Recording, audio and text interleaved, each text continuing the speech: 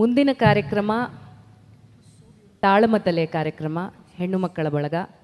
ಕುಣಿತವಿಲ್ಲದೆ ಪ್ರಸಂಗದ ಪದ್ಯಗಳನ್ನು ಮಾತಿನ ಮೂಲಕ ಅಭಿನಯಿಸಿ ಪಾತ್ರವನ್ನು ಚಿತ್ರಿಸುವ ಯಕ್ಷಗಾನ ಪ್ರಕಾರ ತಾಳಮತಲೆ. ಈಗಾಗಲೇ ಗಂಡಸರಿಂದ ಬೆಳೆದು ಬಂದ ಕಲಾ ಪ್ರಕಾರವು ಮಹಿಳೆಯರಿಗೆ ವಿಶಿಷ್ಟವಾದ ಅನುಭವಗಳಿಗೆ ಮುಖಾಮುಖಿಯಾದಾಗ ಹುಟ್ಟುವ ಸಾಧ್ಯತೆಗಳ ಪ್ರಯೋಗಶಾಲೆಯಾಗಿ ಈ ತಂಡ ಬೆಳೆದು ಬಂದಿದೆ.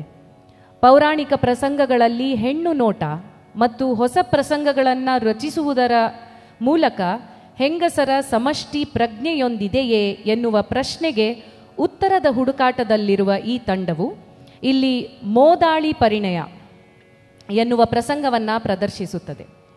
ಈ ಪ್ರಸಂಗದಲ್ಲಿರುವ ಕಲಾವಿದರು ರಚನೆ, ನಿರ್ದೇಶನ, ಭಾಗವತಿಕೆ ಕೃತಿ ಆರ್ ಪುರಪ್ಪೆಮನೆ.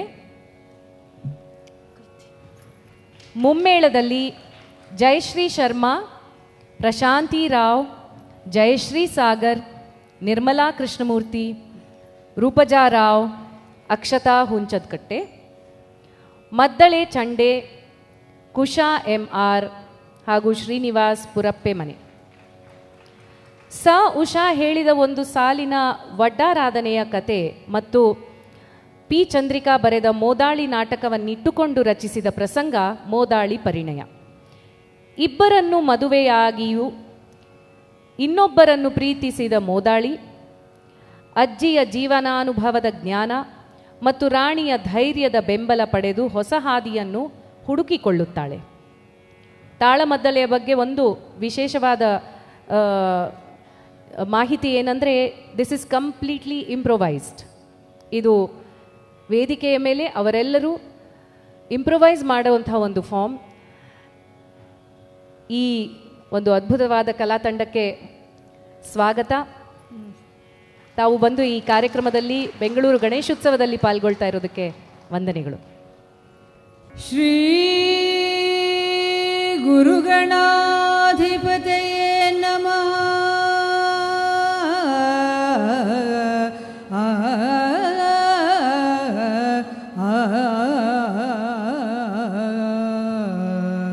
ವಿಘ್ನೇಶಾಯ ಸರಸ್ವತ್ಯೈ ಪಾರ್ವತ್ಯೈ ಗುರವೇ ನಮಃ.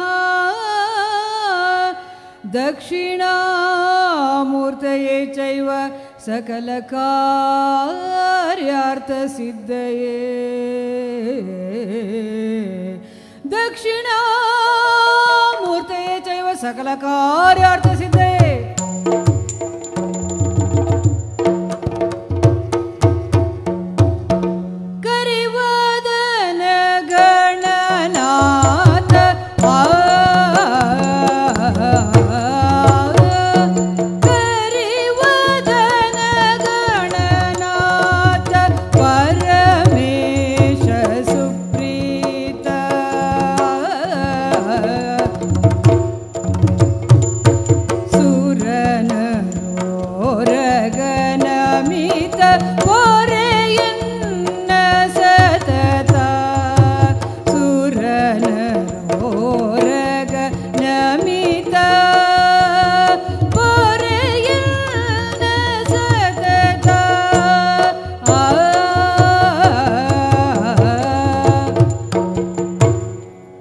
ಎಲ್ಲರಿಗೂ ನಮಸ್ಕಾರ.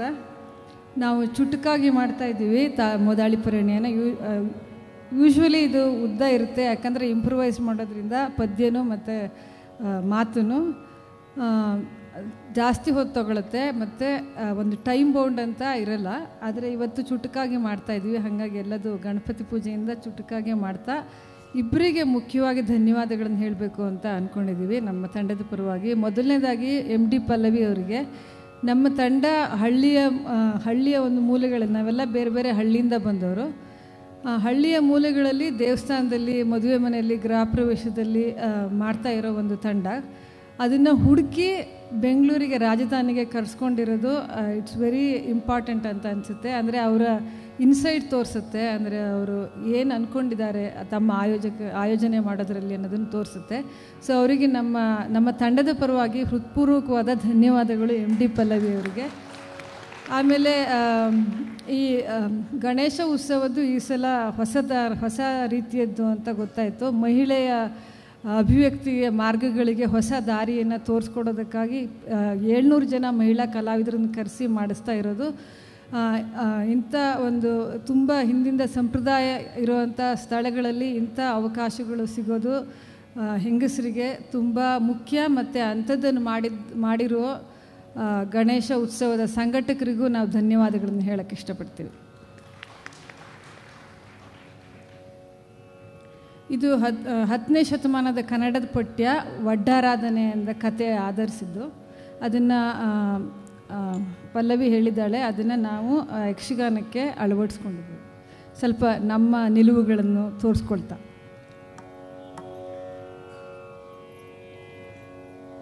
ಇಂದಿರೆಗೆ ತಲೆಬಾಗಿ ಪರಮಾನಂದ ಭಕ್ತಿಯೋಳ ಜನ ಧ್ಯಾನಿಸಿ ವಂದಿಸುವೆ ಶಾರದೆಗೆ ಶಕ್ರಾಧ್ಯಮರರಿಂದೆರಗಿ ನಾಂದಿಯೊಳು ವರವ್ಯಾಸ ಮುನಿಪದ ದ್ವಂದ್ವ ಕಾನತನಾಗಿ ನಾಂದಿಯೊಳು ವರವ್ಯಾಸ ಮುನಿಪದ ದ್ವಂದ್ವ ಕಾನತನಾಗಿ ಕವಿಗಳ ಸಂದಣಿಗೆ ಬಲ ಬಂದು ಪೇಳುವೆನಿ ಮೋದಾಳಿ ಪರಿಣೆ ಎಂಬ ಕಥಾನಕವ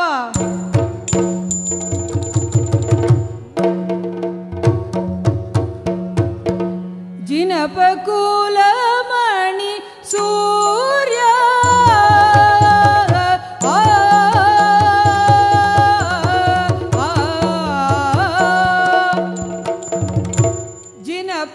ಜಿನಪಕುಲಮಣಿ ಸೂರ್ಯ ಮಿತ್ರನು ಘನತರದಿ ಆಳುತ್ತ ವಿಭವದಿ ಘನತರದಿ ಆಳುತ್ತ ವಿಭವದಿ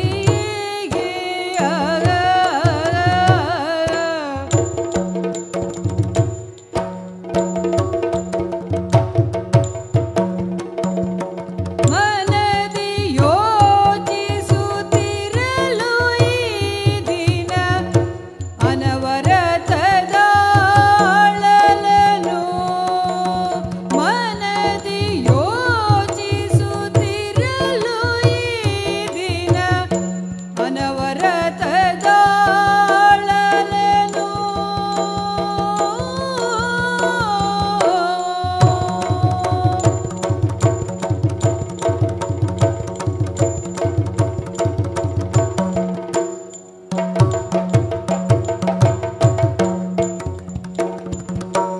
ಮನದಿ ಯೋಚಿಸುತ್ತಿರಲು ಈ ದಿನ ಅನವರತದಾಳಲನು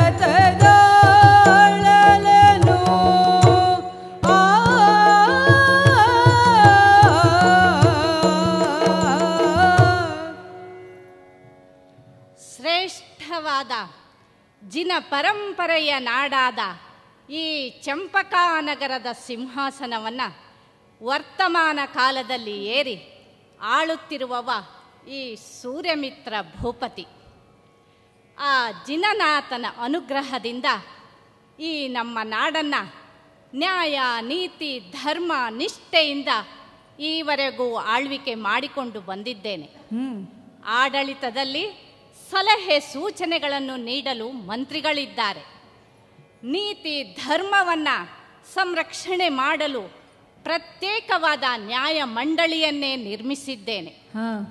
ಈ ನನ್ನ ರಾಜ್ಯಭಾರದಲ್ಲಿ ಪ್ರಜೆಗಳು ನನ್ನ ಪರಿವಾರದವರು ಹೀಗೆ ಭೇದ ಭಾವವಿಲ್ಲದೆ ಎಲ್ಲರಿಗೂ ಸಮಾನವಾದ ನೀತಿ ಸಂಹಿತೆಯನ್ನು ಜಾರಿಗೊಳಿಸಿದ್ದೇನೆ. ಕಾಲ ಕಾಲಕ್ಕೆ ಮಳೆ ಬೆಳೆ ಎಲ್ಲವೂ ಸರಿಯಾಗಿಯೇ ಇದೆ. ಈ ನನ್ನ ಪ್ರಜೆಗಳು ಸುಖದಿಂದ ಇದ್ದಾರೆ. ಇಲ್ಲಿ ಯಾವ ಕೊರತೆಯೂ ಇಲ್ಲ. ಸುಭಿಕ್ಷೆಯ ಕಾಲವೆಂದೇ ಹೇಳಬಹುದು. ಇನ್ನು ಕೌಟುಂಬಿಕವಾಗಿ ಹೇಳಬೇಕೆಂದರೆ ಪಟ್ಟದ ರಾಣಿ ಚಂದ್ರಮತಿ ಇದ್ದಾಳೆ. ಅವಳಿಂದ 2 ಹೆಣ್ಣು ಮಕ್ಕಳನ್ನು ಪಡೆದವನಾಗಿದ್ದೇನೆ. ಒಂದು ಗಂಡು ಸಂತಾನದ ಹಂಬಲದಲ್ಲಿದ್ದೇನೆ. ಈ ನನ್ನ ಬಯಕೆಯನ್ನು ಆ ನನ್ನ ಜಿನಸ್ವಾಮಿ ಈಡೇರಿಸುತ್ತಾನೆ ಎಂಬ ನಂಬಿಕೆ ಭರವಸೆಗಳೆಲ್ಲವೂ ನನ್ನಲ್ಲಿ ಇದೆ. ಹಾಗಾಗಿ ಈ ವಿಚಾರವಾಗಿ ಮಾತನಾಡಲು ರಾಣಿ ಚಂದ್ರಮತಿಯ ಅಂತಃಪುರಕ್ಕೆ ತೆರಳುತ್ತೇನೆ.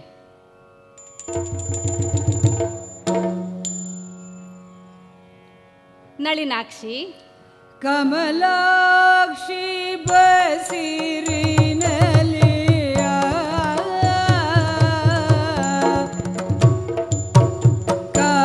ಕಮಲಾಕ್ಷಿ ಬಸಿರಿನಲಿ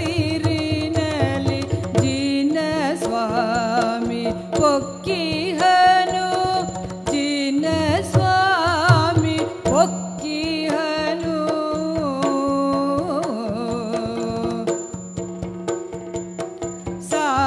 ಸಾಮಂತರ ಮಗಳೇ ಏಕೆ ಕಳವಳವೋ ಸಾಮಂತರ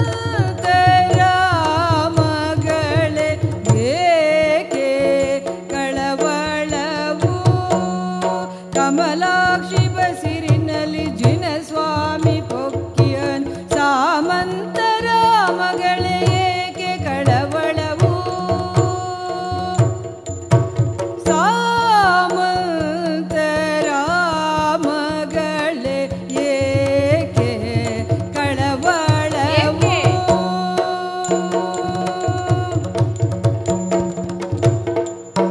ನಮಗಾಗುವುದು ಗಂಡು ಸಂತಾನ ನಮಗಾಗುವುದು ಗಂಡು ಸಂತಾನ ಇನ್ನು ಸಮಚಿತ್ತದಲ್ಲಿ ಪತಿಯನ್ನನುಸರಿಸು ಅರಸಿ ನಮಗಾಗುವುದು ಗಂಡು ಸಂತಾನ ಇನ್ನು ಸಮಚಿತ್ತದಲ್ಲಿ ಪತಿಯನ್ನನುಸರಿಸು ಅರಸಿ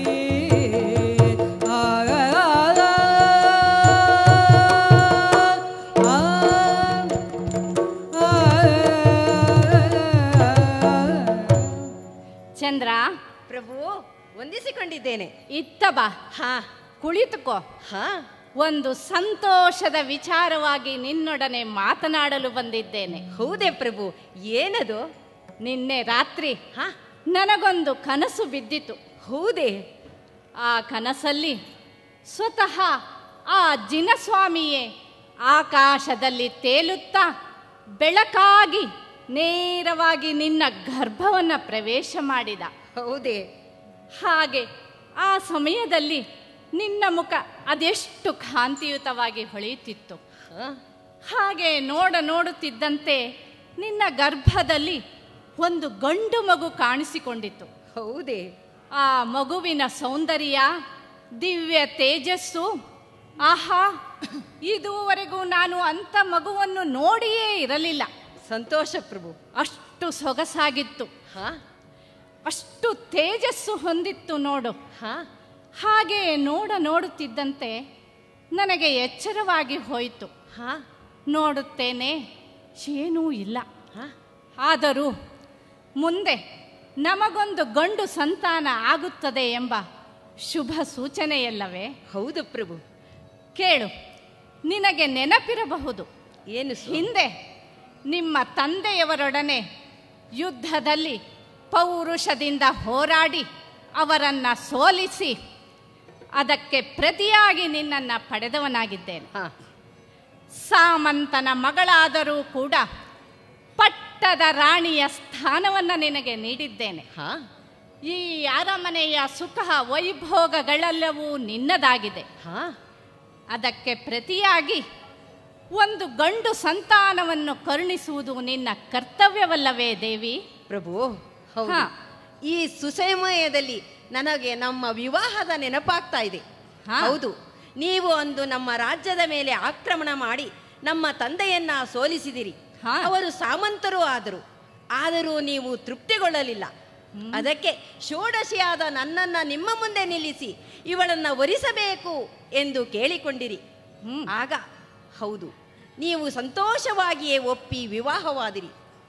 ಆದರೆ ಏನನ್ನೂ ಕಲಿಯದ ರಣಶಸ್ತ್ರಾಭ್ಯಾಸವನ್ನ ಕಲಿಯದ ಈ ಹೆಣ್ಣು ರಣರಂಗವನ್ನು ಪ್ರವೇಶ ಮಾಡದಿದ್ದರೂ ಅಲ್ಲಿಯ ಯುದ್ಧವನ್ನು ನಿಲ್ಲಿಸಿ ತಂದೆಯ ಜೀವವನ್ನು ರಕ್ಷಿಸಿದ್ದು ನಾನೇ ಅಲ್ವೇ ಪ್ರಭು? ಪ್ರಭು, ನನಗೆ ಈಗ ಕಾಣ್ತಾ ಇದೆ, ನಮ್ಮ ತಂದೆ ನನ್ನ ಮನಸ್ಸನ್ನು ಅರಿಯದೆ ಹಾಗೆ ಮಾಡಿದ್ದು ಸರಿಯೇ ಪ್ರಭು? ಹೇಳಿ ಪ್ರಭು. ಏನು ನಿನ್ನ ಮಾತಿನ ಅರ್ಥ? ಕೇಳಲೆಮ್ಮ ಸತಿಯು ನೀನು, ಕೇಳಲೆಮ್ಮ ಸತಿಯು,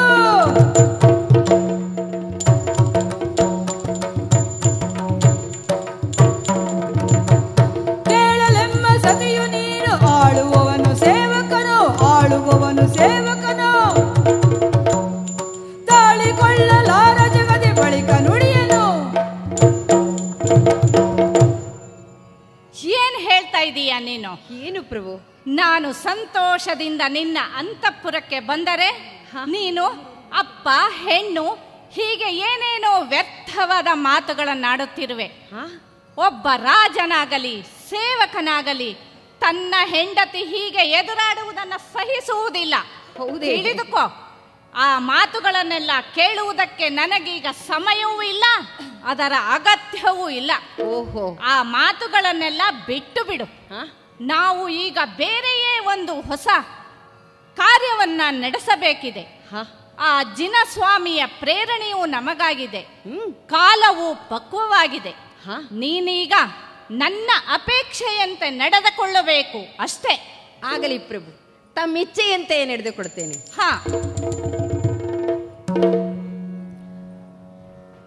ತರಳೆಯ ಮನವನ್ನು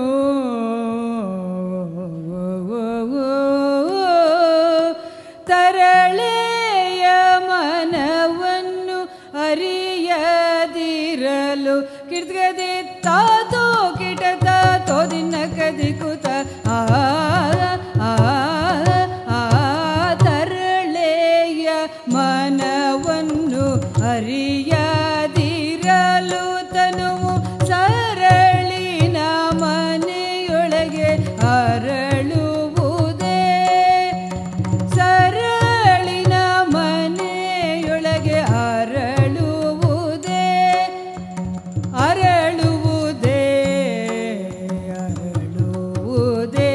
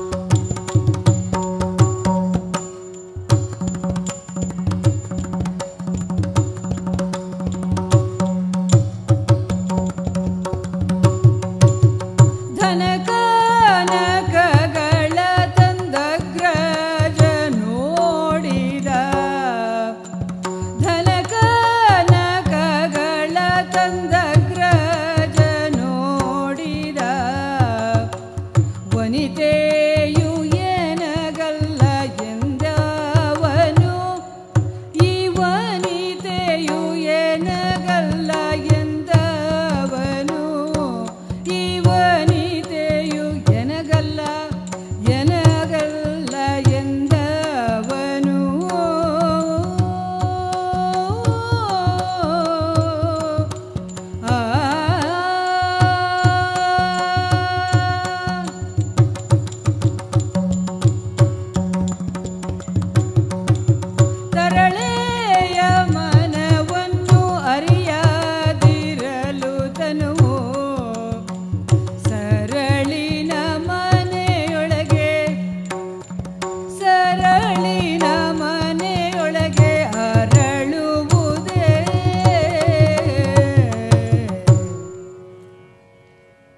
ವ್ಯಾಪಾರವನ್ನೇ ವೃತ್ತಿಯಾಗಿಸಿಕೊಂಡು ಅದರಲ್ಲಿ ಯಾವಾಗಲೂ ಲಾಭವನ್ನೇ ಮಾಡಬೇಕು ಎಂಬ ಚಿಂತೆಯಲ್ಲಿ ಇರುವವರಿಗೆ ಕುಟುಂಬವೂ ಕೂಡ ಒಂದು ವ್ಯಾಪಾರದ ಭಾಗವಾಗಿ ಅದರಲ್ಲಿಯೂ ಕೂಡ ಬಾಂಧವ್ಯಕ್ಕಿಂತ ಲಾಭ ಮಾಡುವುದೇ ಪ್ರಮುಖ ಎನಿಸಿಬಿಡುತ್ತದೆ ಎಂದು ನಾನು ಭಾವಿಸುತ್ತಾ ಇದ್ದೇನೆ.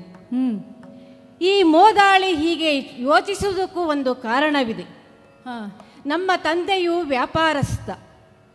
ನಾನು ನನ್ನಮ್ಮನ ಹೊಟ್ಟೆಯಲ್ಲಿ ಇರುವಾಗಲೇ ಹುಟ್ಟುವ ಮಗು ಹೆಣ್ಣಾದರೆ ತನ್ನ ಮಿತ್ರನ ಮಗನಾದ ನಂದನೊಂದಿಗೆ ನನ್ನನ್ನು ಮದುವೆ ಮಾಡಿಕೊಡುವುದಾಗಿ ಮಾತು ಕೊಟ್ಟಿದ್ದನಂತೆ. ನಾನು ಕೆಲವರು ಸಾಯುವವರೆಗೂ ಕುಮಾರಿ ಎನಿಸಿಕೊಂಡರೆ ನಾನು ಅಮ್ಮನ ಹೊಟ್ಟೆಯಲ್ಲಿ ಜನ್ಮ ತಾಳಿದ ಕ್ಷಣದಿಂದಲೇ ಶ್ರೀಮತಿ ಎನಿಸಿಕೊಂಡು ಬಿಟ್ಟೆ. ಹಾಗಾಗಿ ನಾನು ಹುಟ್ಟಿ ಬೆಳೆದ ನಂತರ ಅವರಿವರು ಆಡುವ ಮಾತುಗಳು ನಂದ ನಿನ್ನ ಗಂಡ ಅಂತ ಅದನ್ನು ಕೇಳಿಸಿಕೊಳ್ಳುತ್ತಾ ಬಾಲ್ಯ ಸಹಜವಾದ ಆಟಗಳನ್ನು ಆಡುವುದಕ್ಕಿಂತ ನಂದನೊಂದಿಗೆ ಗಂಡ ಹೆಂಡಿರ ಆಟ ಆಡುತ್ತಾ ನಾನು ಬೆಳೆದದ್ದೇ ಹೆಚ್ಚು. ಹೀಗೆ ಬೆಳೆಯುತ್ತಾ ಬಂದಾಗ ತನ್ನ ಕುಲದ ವೃತ್ತಿಯ ಧರ್ಮವನ್ನು ಸರಿಯಾಗಿ ಅರಿಯಬೇಕು ಎಂಬ ಕಾರಣಕ್ಕಾಗಿ ನಂದ ಹೊರ ಊರಿಗೆ ಹೊರಟು ನಿಂತ. ಆ ಸಂದರ್ಭದಲ್ಲಿ ಒಮ್ಮೆ ತಾನು 12 ವರ್ಷಗಳ ಪರ್ಯಂತ ಮರಳಿ ಬಾರದೆ ಹೋದರೆ ಮೋದಾಳಿಯ ಬದುಕು ಅತಂತ್ರವಾಗಬಾರದು. ಹಾಗಾಗಿ ಅವಳನ್ನು ನನ್ನ ತಮ್ಮನಾದ ಬೋಧನೊಂದಿಗೆ ವಿವಾಹ ಮಾಡಿ ಎಂದು ಕುಟುಂಬದಲ್ಲಿ ಹೇಳಿ ಹೋಗಿದ್ದನಂತೆ. ಆದರೆ ಇದಾವುದೂ ನನಗೆ ಅರಿವಿರಲಿಲ್ಲ. ಹಾಗಾಗಿ ಆ 12 ವರ್ಷಗಳ ಪರ್ಯಂತವೂ ಕೂಡ ನಾನು ನಂದನ ಬರುವಿಕೆಯಲ್ಲಿ ಕಾಯುತ್ತಾ ಮನದಲ್ಲಿ ಕಲ್ಪನೆಗಳನ್ನು ಬೆಳೆಸಿಕೊಳ್ಳುತ್ತಾ ಕಾಲ ಕಳೆಯುತ್ತಾ ಇದ್ದೆ. ಆದರೆ ವರ್ಷ ಉರುಳಿದರೂ ನಂದ ಮರಳಿ ಬಾರಲಿಲ್ಲ. ಹಾಗಾಗಿ ಬೋಧನೊಂದಿಗೆ ನನ್ನ ವಿವಾಹದ ಪ್ರಯತ್ನ ನಡೆಯುತ್ತಾ ಬಂತು. ಆದರೆ ಅದಾಗಲೇ ಬೇರೊಂದು ಹೆಣ್ಣು ಅವನ ಮನದಲ್ಲಿ ಬಂದು ಕುಳಿತು ಆಗಿತ್ತು. ಹಾಗಾಗಿ ನನ್ನನ್ನು ವರಿಸುವ ಮನಸ್ಸು ಅವನಿಗೆ ಇರಲಿಲ್ಲ. ಆದರೂ ಕುಟುಂಬವನ್ನು ಎದುರಿಸಲಾಗದೆ ಒಪ್ಪಿಗೆ ಇತ್ತು. ಇನ್ನೇನು ನಾನು ಹಸೆಮಣೆ ಏರಬೇಕು. ಆ ಸಂದರ್ಭಕ್ಕೆ ಸರಿಯಾಗಿ ವೃತ್ತಿ ಧರ್ಮವನ್ನೆಲ್ಲ ಅರಿತುಕೊಂಡು ಸಂಪತ್ತುಗಳನ್ನು ಕ್ರೋಢೀಕರಿಸಿಕೊಂಡಂಥ ನಂದ ಮರಳಿ ಬಂದು ಬಿಟ್ಟ. ಆಗ ಆಹಾ, ನನ್ನ ಕನಸಿನ ರೆಕ್ಕೆಗೆ ಮತ್ತೆ ಜೀವ ಬಂತು. ನಾನಿನ್ನು ನಂದನೊಂದಿಗೆ ಹಾರಾಡುತ್ತಾ ಬದುಕು ಸಾಗಿಸಬಹುದು, ನನಗೆ ತಾಳಿ ಕಟ್ಟುತ್ತಾನೆ ಎಂದುಕೊಂಡೆ. ಆದರೆ ತಮ್ಮನೊಂದಿಗೆ ಹಸೆಮಣೆ ಏರಲು ಸಿದ್ಧಳಾದಳೊಂದು ನಾನು ವರಿಸುವುದಿಲ್ಲ ಎಂದು ಬಿಟ್ಟ. ಹಾಗಾಗಿ ಅನಿವಾರ್ಯವಾಗಿ ಬೋಧನೊಂದಿಗೆ ನನ್ನ ವಿವಾಹವಾಯಿತು. ಮನೆ ಪ್ರವೇಶವಾಯಿತೇ ಹೊರತು ಮನ ಪ್ರವೇಶವಾಗಲಿಲ್ಲ. ಅಂತಃಪುರದ ಬಾಗಿಲು ನನ್ನ ಪಾಲಿಗೆ ತೆರೆಯಲೇ ಇಲ್ಲ. ಅಲ್ಲ, ಮದುವೆ ಆದ ತಕ್ಷಣ ಹೆಣ್ಣಿನ ಬಾಳು ಎಲ್ಲವೂ ಸರಿಯಾಗುತ್ತದೆ ಅಂತ ಹೇಗೆ ಭಾವಿಸ್ತಾರೆ ಎಂಬುದೇ ನನಗೆ ಗೊತ್ತಾಗುತ್ತಿಲ್ಲ. ಒಂದರ್ಥದಲ್ಲಿ ನಾನು ಮದುವೆ ಆಗಿಯೂ ಅತಂತ್ರ, ಆಗದೆಯೂ ಅತಂತ್ರವಾಗಿ ಬಿಟ್ಟೆ. ಬೆಳಗಾಗುತ್ತೆ, ರಾತ್ರಿ ಆಗುತ್ತೆ ಹೊರತು ನನ್ನ ಪಾಲಿಗೆ ಯಾವ ಬದಲಾವಣೆಯೂ ಇಲ್ಲದೆ ಹೋಯಿತು. ಹಾಗಾಗಿ ನಿರ್ಲಿಪ್ತ ಭಾವನೆಯನ್ನು ಮೈಗೂಡಿಸಿಕೊಂಡ ನಾನು ಕೆಟ್ಟ ಹೆಣ್ಣು ಕುಲಕ್ಕೆ ತವರಿಗೆ ಎಂಬಂತೆ ತವರು ಮನೆಯನ್ನು ಸೇರಬೇಕಾಯಿತು. ನನ್ನ ಮನದಲ್ಲಿ, ನನ್ನ ಬಾಳಿನಲ್ಲಿ ಅರಳಿಸಲಾಗದಂತಹ ಹೂಗಳನ್ನೆಲ್ಲ ನನ್ನ ಮನೆಯಂಗಳದಲ್ಲಿ ಅರಳಿಸಿಕೊಂಡು ಅವುಗಳನ್ನು ಅರಳುವಿಕೆಯಲ್ಲೇ ಸಂತೋಷವನ್ನು ಕಾಣುತ್ತಾ ಬದುಕುತ್ತಾ ಇದ್ದೇನೆ. ಅವುಗಳಿಗೆ ನೀರೆರೆಯುವುದಕ್ಕೋಸ್ಕರವಾಗಿ ಅನತಿ ದೂರದಲ್ಲಿರುವಂಥ ಕೊಳದತ್ತ ನಾನಿಂದು ಹೊರಟಿದ್ದೇನೆ.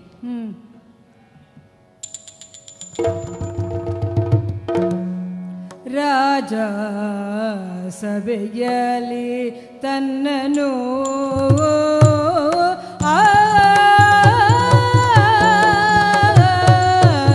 ರಾಜ ಸಭೆಯಲ್ಲಿ ತನ್ನನು ನೆನೆಸುತ್ತಲಿ ಮಜ್ಜನವ ತಾಗೈದನು ಮಜ್ಜನವ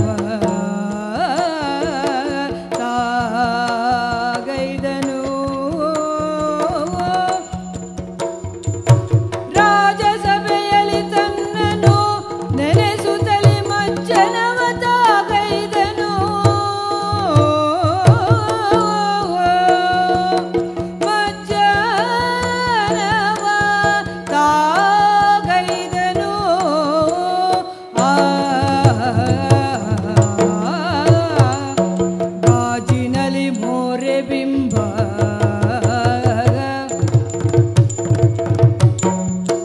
ಗಾಜಿನಲ್ಲಿ ಮೋರೆ ಬಿಂಬ ತೋರಿತದು ನಿಜದ ನೆರೆಗೂದಲೊಂದ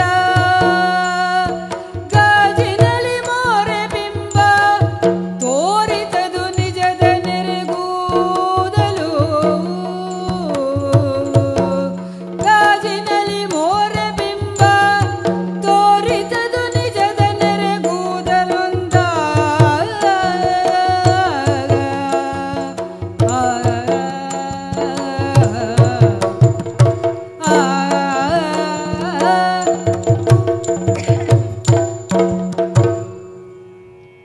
ವ್ಯಾಪಾರಸ್ಥ ಕುಟುಂಬದಲ್ಲಿ ಹುಟ್ಟಿದ ನಾನು ವ್ಯಾಪಾರಿತನವನ್ನೇ ಮೈಗೂಡಿಸಿಕೊಂಡವ. ಲಾಭ ನಷ್ಟಗಳನ್ನಷ್ಟೇ ಯೋಚಿಸುವವ. ಮನೆ, ಸಂಸಾರ, ವಿಶ್ರಾಂತಿ, ಮನರಂಜನೆ ಎಲ್ಲವನ್ನ ಬಿಟ್ಟು ವ್ಯವಹಾರದತ್ತ ಗಮನ ಹರಿಸಿದರೆ ಮಾತ್ರ ಈ ಕ್ಷೇತ್ರದಲ್ಲಿ ಉಳಿಯಬಹುದು, ಬೆಳೆಯಬಹುದು.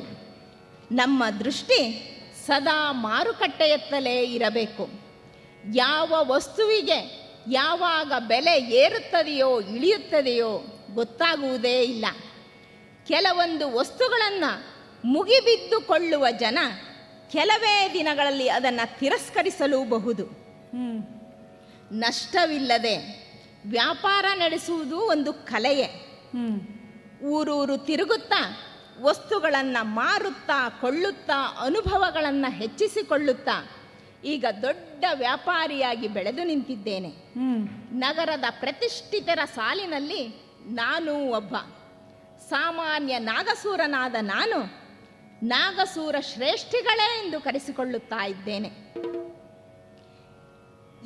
ಹಿಂದಿನ ವ್ಯಾಪಾರದಲ್ಲಂತೂ ದೊಡ್ಡ ಮೊತ್ತದ ಲಾಭವೇ ಬಂದಿದೆ. ತೆರಿಗೆ ಹಣವನ್ನು ಬೊಕ್ಕಸಕ್ಕೆ ಒಪ್ಪಿಸಬೇಕಲ್ಲ, ಹಾಗಾಗಿ ರಾಜನ ಆಸ್ಥಾನಕ್ಕೆ ಹೊರಟು ನಿಂತಿದ್ದೇನೆ. ನನ್ನ ಈ ಹಣದಿಂದಲೇ ಅಲ್ಲವೇ ರಾಜ್ಯ ನಡೆಯುವುದು? ನನ್ನ ಈ ದೊಡ್ಡ ಮೊತ್ತದ ಹಣವನ್ನು ನೋಡಿ ಅರಳುವ ರಾಜನ ಮುಖ, ಆಸ್ಥಾನದಲ್ಲಿ ನನಗೆ ಸಿಗುವ ಮರ್ಯಾದೆ, ಸ್ಥಾನ, ಮಾನ, ರಾಜ್ಯದ ಪ್ರಮುಖ ಸಮಾಲೋಚನೆಯಲ್ಲಿ ನನ್ನನ್ನು ಸೇರಿಸಿಕೊಳ್ಳುವ ಮರ್ಯಾದೆ, ಗೌರವ, ಇದನ್ನೆಲ್ಲ ನೆನೆಸಿಕೊಂಡು ರೋಮಾಂಚಿತನಾಗಿದ್ದೇನೆ.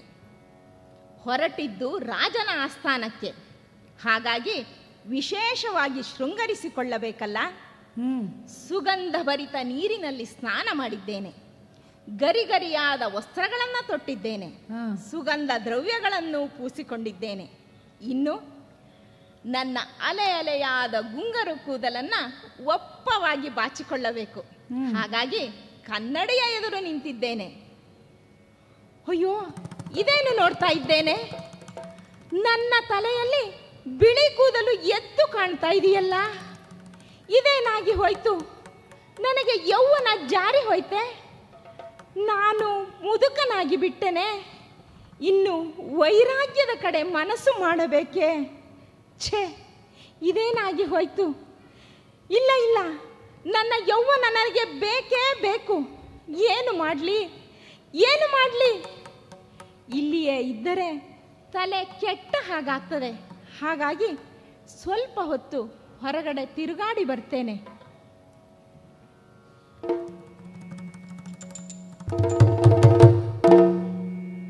ಯಾರಿವಳು? ಮೋದಾಳಿ ಅಲ್ವೇ? ಚಿಕ್ಕವಳಿದ್ದಾಗ ನೋಡಿದ್ದೆ. ಈಗ ಸುಂದರವಾಗಿ ಬೆಳೆದು ನಿಂತಿದ್ದಾಳಲ್ಲ, ಯೌವನಕ್ಕೆ ಬಂದಿದ್ದಾಳೆ. ಬಹುಶಃ ಇವಳನ್ನು ಸೇರಿದರೆ ನನ್ನ ಯೌವನ ನನಗೆ ಮತ್ತೆ ಸಿಗಬಹುದೋ ಏನೋ. ಮೊದಲು ಮಾತನಾಡಿಸ್ತೇನೆ. ಮೋದಾಳಿ, ನಾಗಸೂರ, ಎಲ್ಲಿಗೆ ಹೋಗ್ತಾ ಇದ್ದೀಯೇ? ನೀರಿಗೆ ಹೊರಟಿದ್ದೇನೆ. ಎಂತಹ ಚೆಲುವೆಯೇ ನೀನು! ಬ್ರಹ್ಮ ತನ್ನ ವಿರಾಮದ ಸಮಯದಲ್ಲಿ ಎಲ್ಲ ಸೃಷ್ಟಿಯ ಎಲ್ಲ ಸೌಂದರ್ಯವನ್ನು ಸೇರಿಸಿ ನಿನ್ನನ್ನು ಸೃಷ್ಟಿಸಿದ್ದಾನೆ ನೋಡು. ನೋಡಿದರೆ ನೋಡುತ್ತಲೇ ಇರಬೇಕು ಅನ್ನಿಸ್ತಾ ಇದೆ. ನಾಗಸೂರ, ನೀನು ಆಸ್ಥಾನದಲ್ಲಿ ಹೊಗಳಭಟನ ಸ್ಥಾನದಲ್ಲಿದ್ದರೆ ಬಹಳ ಉಪಯೋಗವಾಗ್ತಾ ಇತ್ತು ನೋಡು. ಹೌದು ಮೋದಾಳಿ, ನಾನು ಆಸ್ಥಾನಕ್ಕೆ ಹೊರಟವ. ನಿನ್ನನ್ನು ನೋಡಿದ ಮೇಲೆ ಆಸ್ಥಾನವೂ ಬೇಡ, ವ್ಯಾಪಾರವೂ ಬೇಡ. ನಿನ್ನನ್ನು ನೋಡುತ್ತಾ ಇಲ್ಲಿಯೇ ಇದ್ದು ಬಿಡೋಣ ಎಂದುಕೊಳ್ಳುತ್ತಾ ಇದ್ದೇನೆ. ಅದೇಕೋ? ನಿನ್ನ ಪ್ರತಿಯೊಂದು ಅಂಗಾಂಗದಲ್ಲೂ ಸೌಂದರ್ಯ ತುಂಬಿ ತುಳುಕ್ತಾ ಇದೆ. ಹಾ, ಆ ಮೋದಾಳಿ ಎನ್ನುವ ಹೆಸರೇ ಎಷ್ಟು ಚೆನ್ನಾಗಿದೆ ನೋಡು. ನೀನು ನಿಂತ ಭಂಗಿ, ಕೊಡವನ್ನು ಹೊತ್ತ ರೀತಿ, ಹಂಸ ನಡೆಗೆ, ಆಹಾ, ಈಗ ತಾನೇ ಬಿರಿಯುತ್ತಿರುವ ಹೂವಿನ ಹಾಗಿದ್ದೀಯಲೇ.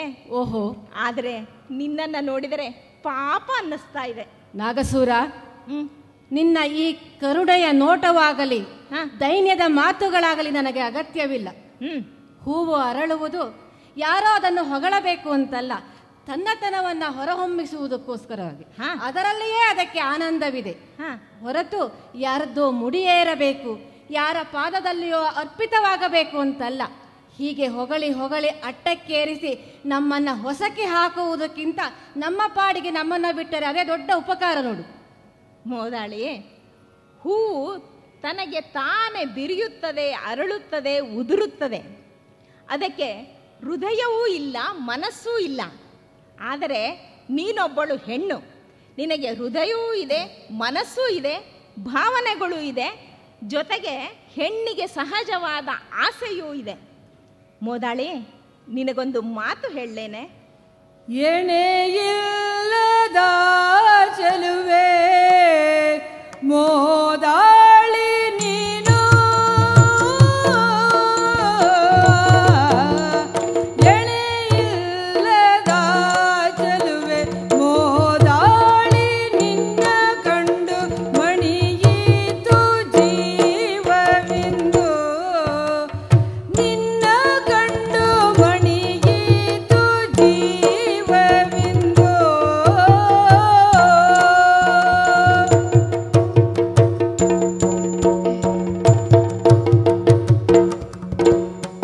ಕಣಿಯೇ ಕಾಮನ ಅರಗಿಣಿ ಮನದಿಂಗಿತವ, ಖಣಿಯೇ ಕಾಮನ ಅರಗಿಣಿ ಮನದಿಂಗಿತವ, ಅಣು ಅಣುವಿನಲಿ ಕಾಣು, ಅಣು ಅಣುವಿನಲಿ ಕಾಣು, ಕಾಣು ಕಾಣು.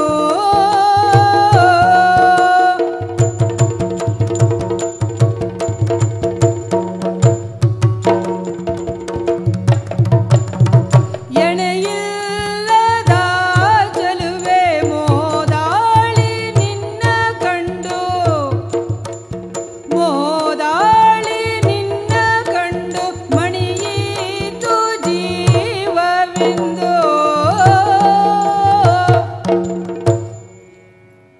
ಎಣೆ ಇಲ್ಲದ ಚೆಲುವೆ ಮೋದಾಳಿ.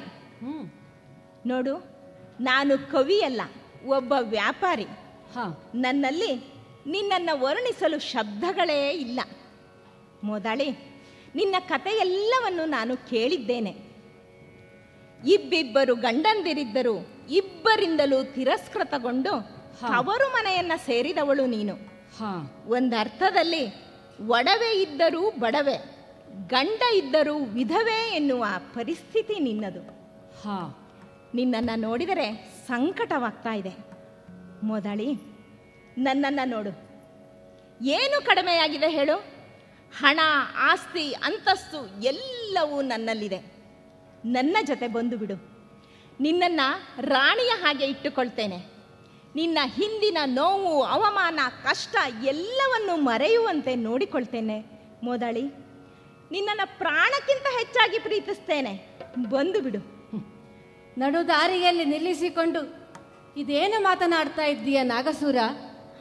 ನೀನು ವಿವಾಹಸ್ಥ. ಹೌದು. ಅಷ್ಟೇ ಅಲ್ಲ, ಮಕ್ಕಳೊಂದಿಗ. ನಾನು ಕೂಡ ವಿವಾಹಿತೆ. ನನ್ನೊಂದಿಗೆ ಈ ರೀತಿ ಮಾತನಾಡಬಹುದೇ ಹೇಳು? ಹೌದು ಮೋದಾಳಿ, ನಾನು ವಿವಾಹಿತ, ಮಕ್ಕಳಿದ್ದಾರೆ. ಆದರೆ ನಾನು ಪ್ರೀತಿಸಿದ ಶುದ್ಧ ಪ್ರೀತಿ ನನಗೆ ಸಿಕ್ಕಿಲ್ಲ. ಮದುವೆಯು ಒಂದು ವ್ಯವಹಾರದಂತೆ ಆಗಿದೆ. ನಿನ್ನನ್ನು ನೋಡು, ಇಬ್ಬರು ಗಂಡಂದರಿದ್ದರು, ಇಬ್ಬರಿಂದಲೂ ಪ್ರೀತಿ ಹೋಗಲಿ, ಒಂದು ಕರುಣೆಯ ಮಾತನ್ನಾದರೂ ಕೇಳಿದ್ದೀಯೇನೆ? ಈ ವಿಷಯದಲ್ಲಿ ನಾವಿಬ್ಬರೂ ಸಮಾನರು, ಪ್ರೀತಿ ವಂಚಿತರು. ಆ ಪ್ರೀತಿಯನ್ನು ನಾವಿಬ್ಬರೇ ಹಂಚಿಕೊಳ್ಳೋಣ. ಬಂದು ಬಿಡು ಮೋದಾಳಿ.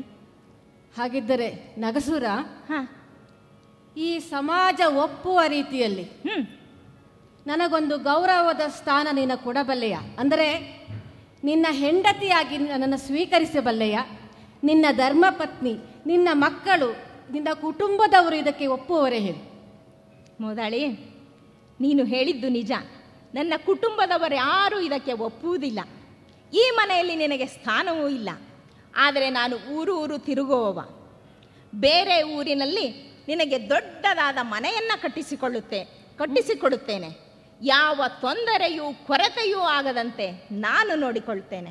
ಸಮಾಜಕ್ಕೇಕೆ ಹೆದರುತ್ತೀಯ? ನನ್ನೊಂದಿಗೆ ಬಾ, ಧೈರ್ಯವಾಗಿ ಬಾ ಮೋದಳಿ. ನಾಗಸೂರ, ನನಗೂ ಸ್ವಲ್ಪ ಯೋಚಿಸಲು ಅವಕಾಶ ಕೊಡು. ಇದರಲ್ಲಿ ಯೋಚಿಸುವುದೇನಿದೆ ಮೋದಾಳಿ? ನನ್ನನ್ನು ನಿರಾಕರಿಸಲು ನಿನಗೆ ಯಾವ ಕಾರಣಗಳು ಇಲ್ಲ ಎಂದುಕೊಂಡಿದ್ದೇನೆ. ಒಮ್ಮೆ ಮೋಸ ಹೋದವಳು, ಹಾಗಾಗಿ ನನಗೆ ಸಮಯ ಬೇಕು. ಹಾ, ಯೋಚಿಸು. ನಾಗಸೂರ ನಿಮ್ಮ ಭಾವ ತಿಳಿದುಕೊಂಡೆನು. ದಿನ ತೈಕು ತಾಮ್ ತಾಮ್ ತರಗಡ ದಿನ ದೀಂ ದಿನ ದೀಂ ದಿನ ದೀಂ ದಿನ ದೀಂ. ನಾಗಸೂರ ನಿಮ್ಮ ಭಾವ ತಿಳಿದುಕೊಂಡೆನು. ನಿಮ್ಮ ಭಾವ ತಿಳಿದುಕೊಂಡೆನು. ನಿಮ್ಮ ಭಾವ ತಿಳಿದುಕೊಂಡೆನು. ಭಾಗ್ಯವಂತೆಯಾದರೆ ನನಗೆ ಒಲವು ಸಿಗುವುದು. ಎನಗೆ ಒಲವು ಸಿಗುವುದು. ನಾಗಸೂರ ನಿಮ್ಮ ಭಾವ ತಿಳಿದುಕೊಂಡೆನು. ಭಾಗ್ಯವಂತೆಯಾದರೆ ನನಗೆ ಒಲವು ಸಿಗುವುದು.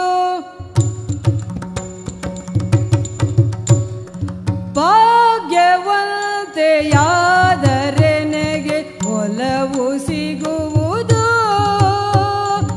ಒಲವು ಸಿಗುವುದು.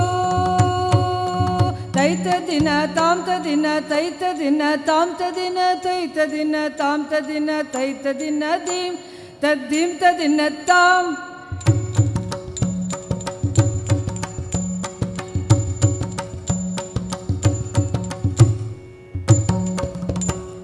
ದಿತ್ತೋಂ ತಾಮ್ ತರ್ಗಡದಿನ ತಾಮ್ ತತ್ತೋಂ ತಾಮ್ ತರ್ಗಡದಿನ ತಾಮ್ ದಿತ್ತೋಂ ತಾಮ್ ತರ್ಗಡದಿನ ತಾಮ್ ದಿತ್ತೋಂ ತಾಮ್ ದೀಂ ತದ್ದೀಂ ತದಿನ ತಾಮ್.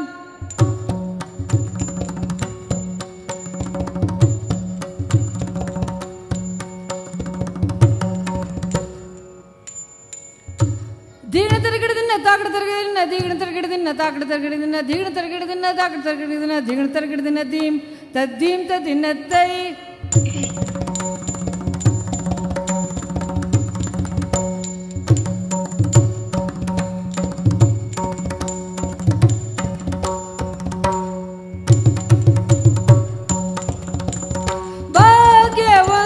ಭಾಗ್ಯವಂತೆಯಾದರೆ ನನಗೆ ಒಲವು ಸಿಗುವುದು.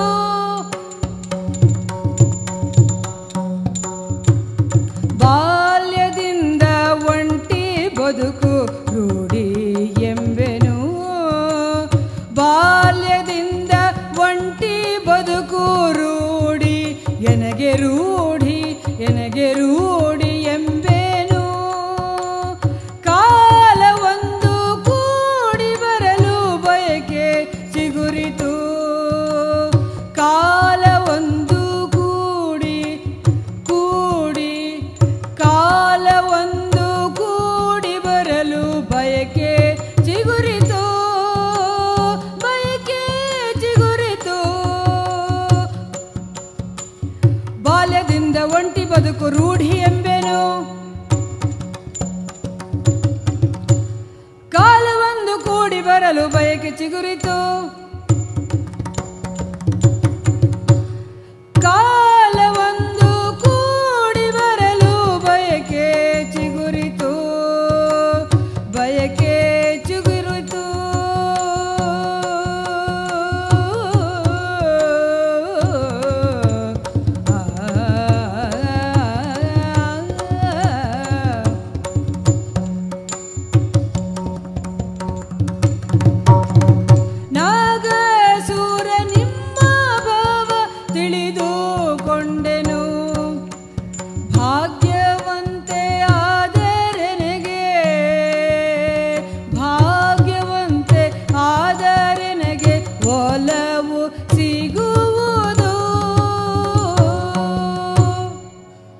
ಅಲ್ಲ, ಈ ಬದುಕು ಎಷ್ಟು ವಿಚಿತ್ರ. ನೇರ ದಾರಿಯಲ್ಲಿ ಸಾಗುತ್ತಾ ಇದ್ದೇವೆ ಎಂದುಕೊಂಡಾಗಲೇ ಒಮ್ಮಿಂದೊಮ್ಮೆಲೆ ತಿರುವುಗಳು ಎದುರಾಗಿ ಬಿಡುತ್ತವೆ. ಈ ನಾಗಸೂರನ ಮಾತುಗಳು ನನ್ನ ಮನದಲ್ಲಿಯೂ ಕೂಡ ಏನೋ ಒಂದು ಹೊಸ ಬಗೆಯ ಅಲೆಗಳನ್ನು ಹುಟ್ಟಿ ಹಾಕುತ್ತಾ ಇವೆ. ಒಂದರ್ಥದಲ್ಲಿ ಕವಲು ದಾರಿಯಲ್ಲಿ ನಾನೀಗ ಬಂದು ನಿಂತಿದ್ದೇನೆ.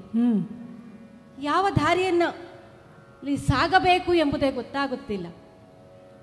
ಒಮ್ಮೆ ನಾಗಸೂರನ ಪ್ರೀತಿಯನ್ನು ಒಪ್ಪಿಕೊಂಡು ಬಿಡು ಎಂದು ಮನ ಹೇಳುತ್ತಾ ಇದೆ. ಇಲ್ಲ ಇಲ್ಲ, ಇದೇನು ಮಾಡ ಹೊರಟಿದ್ದೀಯ ಮೋದಾಳಿ? ಎಲ್ಲಿ ಹೋಯಿತು ನಿನ್ನ ಸಂಯಮ, ಸಂಕೋಲೆಗಳು? ಈ ಸಂಬಂಧವನ್ನು ಈ ಸಮಾಜ ಒಪ್ಪುವುದೇ ಹೇಳು. ಬೇಡ ಬೇಡ. ಹೌದು, ಇದರಲ್ಲಿ ನನ್ನ ತಪ್ಪೇನಿದೆ? ಇಬ್ಬರು ಗಂಡಂದಿರಿದ್ದು ಕೂಡ ನನಗೆ ಕೊಡಬೇಕಾದಂಥ ಸ್ಥಾನ, ಪ್ರೀತಿಯನ್ನು ಕೊಟ್ಟಿದ್ದರೆ ಇಂದು ಮೋದಾಳಿ ಈ ಸ್ಥಿತಿಯಲ್ಲಿ ಇರ್ತಿದ್ದಳೆ. ಈ ಪ್ರಶ್ನೆ ನನ್ನಲ್ಲಿ ಹುಟ್ಟಲು ಸಾಧ್ಯವಿತ್ತೆ? ಇಲ್ಲವಲ್ಲ. ಹಾಗಾಗಿ ನಾನು ಕೂಡ ಯೌವನ ಭರಿತ ತರುಣಿ, ವೈರಾಗಿ ಅಲ್ಲ, ಅನಿವಾರ್ಯಕ್ಕೋಸ್ಕರವಾಗಿ ಹೀಗೆ ಬದುಕುತ್ತಾ ಇರುವವಳು. ಈಗ ನಾಗಸೂರನ ಮಾತುಗಳು ನನ್ನಲ್ಲಿ ಬಯಕೆಗಳನ್ನು ಹೊಡೆದಪ್ಪಿಸುತ್ತಾ ಇವೆಯಲ್ಲ. ಏನು ಮಾಡಲಿ? ಹೌದು, ಆ ದ್ರೌಪದಿ 5 ಗಂಡಂದಿರು ಹೊಂದಿದ್ದೂ ಕೂಡ ಪತಿವ್ರತೆ ಎನಿಸಿಕೊಳ್ಳುತ್ತಾ ಇದ್ದಾಳೆ. ಅಹಲ್ಯೆ ಶಾಪಗ್ರಸ್ತಳಾದಳು ಕೂಡ ಶಾಪದಿಂದ ವಿಮುಕ್ತಿ ಪಡೆದಳಲ್ಲ. ಅಂದರೆ ಅವರ ತಪ್ಪಿಲ್ಲ ಎಂದದ್ದಕ್ಕೋಸ್ಕರ ಅವರಿಗೆ ಸ್ಥಾನ ಸಿಕ್ಕಿದೆ ಅಂತಾದರೆ, ಇಂದು ಈ ಮೋದಾಳಿಯೂ ಕೂಡ 2 ಗಂಡಂದಿರನ್ನು ಹೊಂದಿದ್ದೂ ಕೂಡ ಇನ್ನೊಂದು ಸಂಬಂಧವನ್ನು ಬಯಸಿದರೆ ಅದು ಮೋದಾಳಿಯ ತಪ್ಪಲ್ಲವಲ್ಲ, ಅವಳನ್ನು ಈ ಸ್ಥಿತಿಗೆ ದೂಡಿದವರ ತಪ್ಪು. ಹಾಗಾಗಿ ಇದನ್ನು ಸಮಾಜ ಒಪ್ಪಲೇಬೇಕಲ್ಲ. ಹೌದು, ನನಗೂ ಕೂಡ ಪ್ರಕೃತಿ ಸಹಜವಾದ ಎಲ್ಲ ಬಯಕೆಗಳು ಇವೆ. ಗಂಡಿನ ಪ್ರೀತಿಯನ್ನು ಪಡೆಯಬೇಕು, ತಾಯಾಗಬೇಕು, ಮಗುವಿಗೆ ಹಾಲುಣಿಸಬೇಕು, ಇದೆಲ್ಲ ಪ್ರಕೃತಿ ನಿಯಮ. ಅದಕ್ಕೆ ವಿರುದ್ಧವಾಗಿ ನಾನು ನಡೆದರೆ ಅದು ಕೂಡ ಅನ್ಯಾಯವೇ ಅಲ್ಲವೇ? ಇಷ್ಟು ದಿವಸ ನಾನು ದೌರ್ಭಾಗ್ಯವಂತೆ, ಹಾಗಾಗಿಯೇ ನನಗೆ ಗಂಡಿನ ಪ್ರೀತಿ ಸಿಕ್ಕಿಲ್ಲ ಅಂತ ಭಾವಿಸಿದ್ದೆ. ಇಲ್ಲ, ಈ ಮೋದಾಳಿಯು ಭಾಗ್ಯವಂತೆ. ಹಾಗಾಗಿಯೇ ಅವಳಿಗೆ ಮತ್ತೆ ಈ ಅವಕಾಶ ಒದಗಿ ಬಂದಿದೆ. ಹಾಗಾಗಿ ನಾಗಸೂರ, ಮೋದಾಳಿ ನೋಡು, ಇದುವರೆಗೂ ನನ್ನೆಡೆಗೆ ಈ ರೀತಿಯ ಪ್ರೀತಿ ತೋರಿದವರು, ಒಂದು ಆತ್ಮೀಯತೆಯ ಭಾವ ತೋರಿದವರು ಯಾರೂ ಇರಲಿಲ್ಲ. ಹಾಗಾಗಿ ಈಗ ನನ್ನ ಮನದಲ್ಲಿ ಏನೋ ಒಂದು ಮಧುರ ಅನುಭವ ಆಗ್ತಾ ಇದೆ. ಹಾಗೋ ಅಲ್ಲಿ ಯಾರೋ ಬರ್ತಾ ಇದ್ದಾರೆ, ನಾನು ಹೊರಡ್ತೇನೆ. ಮೋದಾಳಿ, ನಾಳೆ ಇದೇ ಸಮಯಕ್ಕೆ ಸರಿಯಾಗಿ ನೀರಿಗೆ ಬರ್ತೀಯಲ್ಲ, ಕಾಯ್ತಾ ಇರ್ತೇನೆ. ಖಂಡಿತ ಬರ್ತೇನೆ.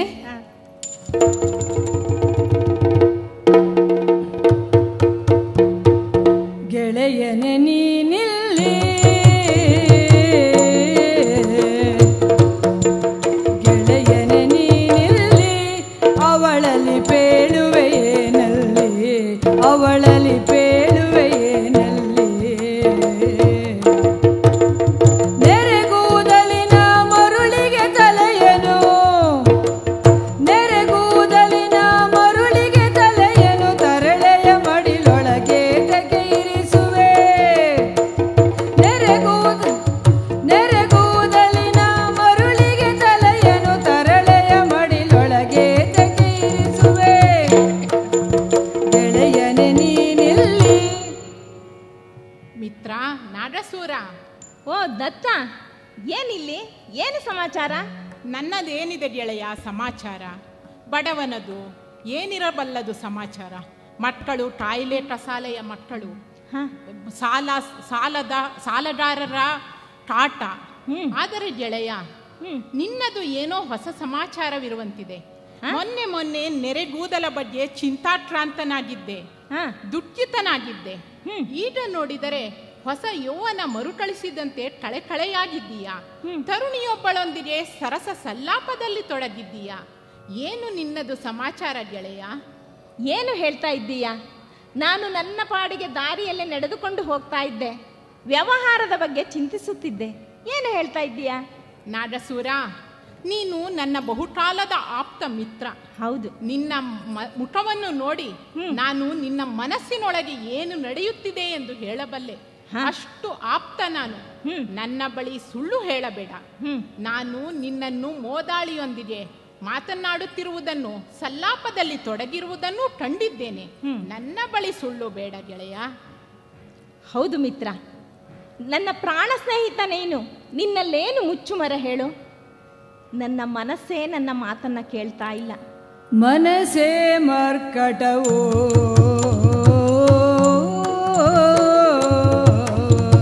ಮನಸ್ಸೇ ಮರ್ಕಟವೋ ದತ್ತನೆ ಮನುಜರ ಸಂಕಟವೋ ದತ್ತನೆ ಮನುಜರ ಸಂಕಟವೋ ವನಿತೆಯ ಮೈಮನ ಕಣ್ಣಿಗೆ ಕಾಣದ ಮನಸ್ಸಿನ ಊಳಿಗವೆನುವರು ಜಗದಿ ವನಿತೆಯ ಮೈಮನ ಕಣ್ಣಿಗೆ ಕಾಣದ ಮನಸ್ಸಿನ ಊಳಿಗವೆನುವರು ಜಗದಿ ವನಿತೆಯ ಮೈಮನ ಕಣ್ಣಿಗೆ ಕಾಣದ ಮನಸ್ಸಿನ ಊಳಿಗವೆನುವರು ಜಗದಿ ಮನಸ್ಸೇ ಮರ್ಕಟವು. ಹೌದು ಗೆಳೆಯ, ಯೌವನಕ್ಕೆ ಬಂದ ಮೋದಾಳಿಯನ್ನು ನೋಡಿದಾಗಿನಿಂದ ನಾನು ನಾನಾಗಿಲ್ಲ. ಹೃದಯ ಮನಸ್ಸು ಎಲ್ಲವೂ ಮೋದಾಳಿ ಮಯವಾಗಿ ಬಿಟ್ಟಿದೆ. ನೋಡಿದೆಯೇನೋ ಅವಳನ್ನು? ಆಕಾಶದಲ್ಲಿ ನಕ್ಷತ್ರಗಳ ಮಧ್ಯೆ ಹೊಳೆಯುವ ಚಂದ್ರನಂತೆ ಇದ್ದಾಳೆ. ಅವಳನ್ನು ಬಿಟ್ಟಿರಲು ಸಾಧ್ಯವೇ ಇಲ್ಲ. ಅವಳಿರುವಷ್ಟು ಹೊತ್ತು ಎಂತಹ ತಂಪಿನ ವಾತಾವರಣವಿತ್ತು ನೋಡು. ಅವಳು ಹೋದ ಮೇಲೆ ಬಿಸಿಲು, ಧಗೆ, ವಿರಹ ವೇದನೆ. ನೀನು ಬರದೇ ಇದ್ದಿದ್ದರೆ ಇನ್ನೂ ಸ್ವಲ್ಪ ಹೊತ್ತು ನನ್ನೊಂದಿಗೆ ಮಾತನಾಡ್ತಾ ಇದ್ದಳೋ ಏನು. ನಾಗಸೂರ, ನೀನೊಬ್ಬ ಯಶಸ್ವಿ ವ್ಯಾಪಾರಿ. ತಟ್ಟಡಿ ಮೇಲೆ ತಟ್ಟಡಿ ತೂಗಿ ಗೊತ್ತು ನಿನಗೆ. ಲಾಭದ ಮೇಲೆ ಲಾಭ ಮಾಡಿ ಗೊತ್ತು ನಿನಗೆ. ಆದರೆ ಹೆಣ್ಣು, ಪ್ರೇಮ ಇಂಥ ವಿಷಯಗಳು ನಿನಗೆ ಗೊತ್ತಿಲ್ಲ. ನಿನಗೆ ಅನುಭವವೂ ಇಲ್ಲ. ನೀನೊಬ್ಬ ಸಂಸಾರಿ. ನಿನ್ಗೆ ನಿನ್ನ ಮನೆತನಕ್ಕೆ ಇಡೀ ಊರಿನಲ್ಲಿ ದೊಡ್ಡ ಹೆಸರಿದೆ. ನಾಗಸೂರ ಶ್ರೇಷ್ಠಿಗಳೆಂಬ ಅಭಿಧಾನವಿದೆ. ಈ ಮಧ್ಯ ವಯಸ್ಸಿನಲ್ಲಿ ನೀನು ಹೀಗೆ ಒಂದು ಪ್ರೇಮಕ್ಕೆ ಬಲಿಯಾದರೆ ನಿನ್ನ ಇಡೀ ಮನೆತನಕ್ಕೆ ಕಳಂಕ ತಟ್ಟುತ್ತದೆ. ಜೊತೆಗೆ ನಿನಗೆ ನಿಭಾಯಿಸಲು ಸಾಧ್ಯವಿಲ್ಲ ಇಂತಹ ವಿಷಯಗಳನ್ನು. ಅಷ್ಟೇ ಅಲ್ಲ, ನೀನು ಲಾಭದ ಮೇಲೆ ಲಾಭ ಮಾಡಿದವನು. ಆದರೆ ನಿನ್ನ ಬದುಕು ಇದರಿಂದ ನಷ್ಟಕ್ಕೀಡಾಗುತ್ತದೆ. ಆದ್ದರಿಂದ ಮಿತ್ರನೇ, ನಿನಗೆ ಒಂದು ಒಳ್ಳೆಯ ಮಾತನ್ನು ಹೇಳುವೆ. ಇಂತಹ ಪ್ರೇಮದಲ್ಲಿ ಸಿಲುಕಬೇಡ. ನಿನ್ನ ಬದುಕಿನಲ್ಲಿ ಮುನ್ನಡೆಯುವುದನ್ನು ನೋಡು. ಗೆಳೆಯ, ನೀನು ಏನೇ ಹೇಳು, ಮೋದಾಳಿಯನ್ನು ಬಿಟ್ಟಿರುವುದು ನನ್ನಿಂದ ಸಾಧ್ಯವೇ ಇಲ್ಲ. ಅವಳು ಸಹ ಗಂಡಿನಿಂದ ತಿರಸ್ಕೃತಗೊಂಡವಳು. ಅವಳಿಗೂ ನನ್ನ ಪ್ರೀತಿಯ ಅವಶ್ಯಕತೆ ಇದೆ. ನಾನು ಪ್ರೇಮ ವಂಚಿತ ಹೆಣ್ಣಿನ ಪ್ರೀತಿಗಾಗಿ ಹಂಬಲಿಸುತ್ತಿರುವವ ಎನ್ನುವುದು ನಿನಗೂ ಗೊತ್ತು. ನಾನು ಅವಳನ್ನು ಪಡೆದೇ ತೀರುತ್ತೇನೆ. ನೋಡು, ನಿನ್ನ ಉಪದೇಶ ನನಗೆ ಬೇಡ. ನಿನಗೆ ಸಾಧ್ಯವಾದರೆ ನಮ್ಮ ಪ್ರೇಮ ವ್ಯವಹಾರಕ್ಕೆ ಸ್ಪಂದಿಸು. ನಮ್ಮಿಬ್ಬರನ್ನು ಸೇರಿಸುವುದಕ್ಕೆ ಪ್ರಯತ್ನಿಸು. ಅದಿಲ್ಲದಿದ್ದರೆ ನಿನ್ನ ದಾರಿ ನಿನಗೆ, ನನ್ನ ದಾರಿ ನನಗೆ. ಹೋಗಿ ಬರ್ತೇನೆ. ಅಯ್ಯೋ ಗೆಳೆಯನು ಸಿಟ್ಟು ಮಾಡಿಕೊಂಡು ಹೋದನಲ್ಲ ಬಾಡುವತ್ರೆ. ಹೌದಲ್ಲ, ಏನ್ ಮಾಡ್ತೀರಿ ಬಾಡುವತ್ರೆ? ನಿಮ್ಗೊಂದು ವಿಷಯ ಗೊತ್ತಾ? ಬದುಕು ಎಂದರೆ ಏನು ಎಂದು ನಿಮಗೆ ಗೊತ್ತಾ? ಗೊತ್ತಿಲ್ಲ. ಇದೆಲ್ಲ ಮಾಡೇ ಕಲಿಯೋಣ ಅಂತ. ಬದುಕು ಅಂದ್ರೆ ಇಷ್ಟೇ, ಇರುವುದೆಲ್ಲವ ಬಿಟ್ಟು ಇರದುದರೆಡೆಗೆ ತುಡಿಯುವುದೇ ಬದುಕು.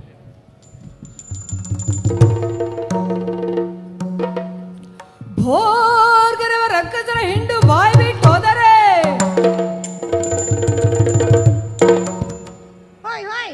ಭಾಗವತ್ರೆ, ಸ್ವಲ್ಪ ಪದ್ಯ ಹೇಳೋದು ನಿಲ್ಸಿ ಮಾರಾಯ್ರೆ. ಯಾಕೆ? ನಂಗೆ ಗಡಿಬಿಡಿ ಬಂದು ಕೂರಕತ್ತ.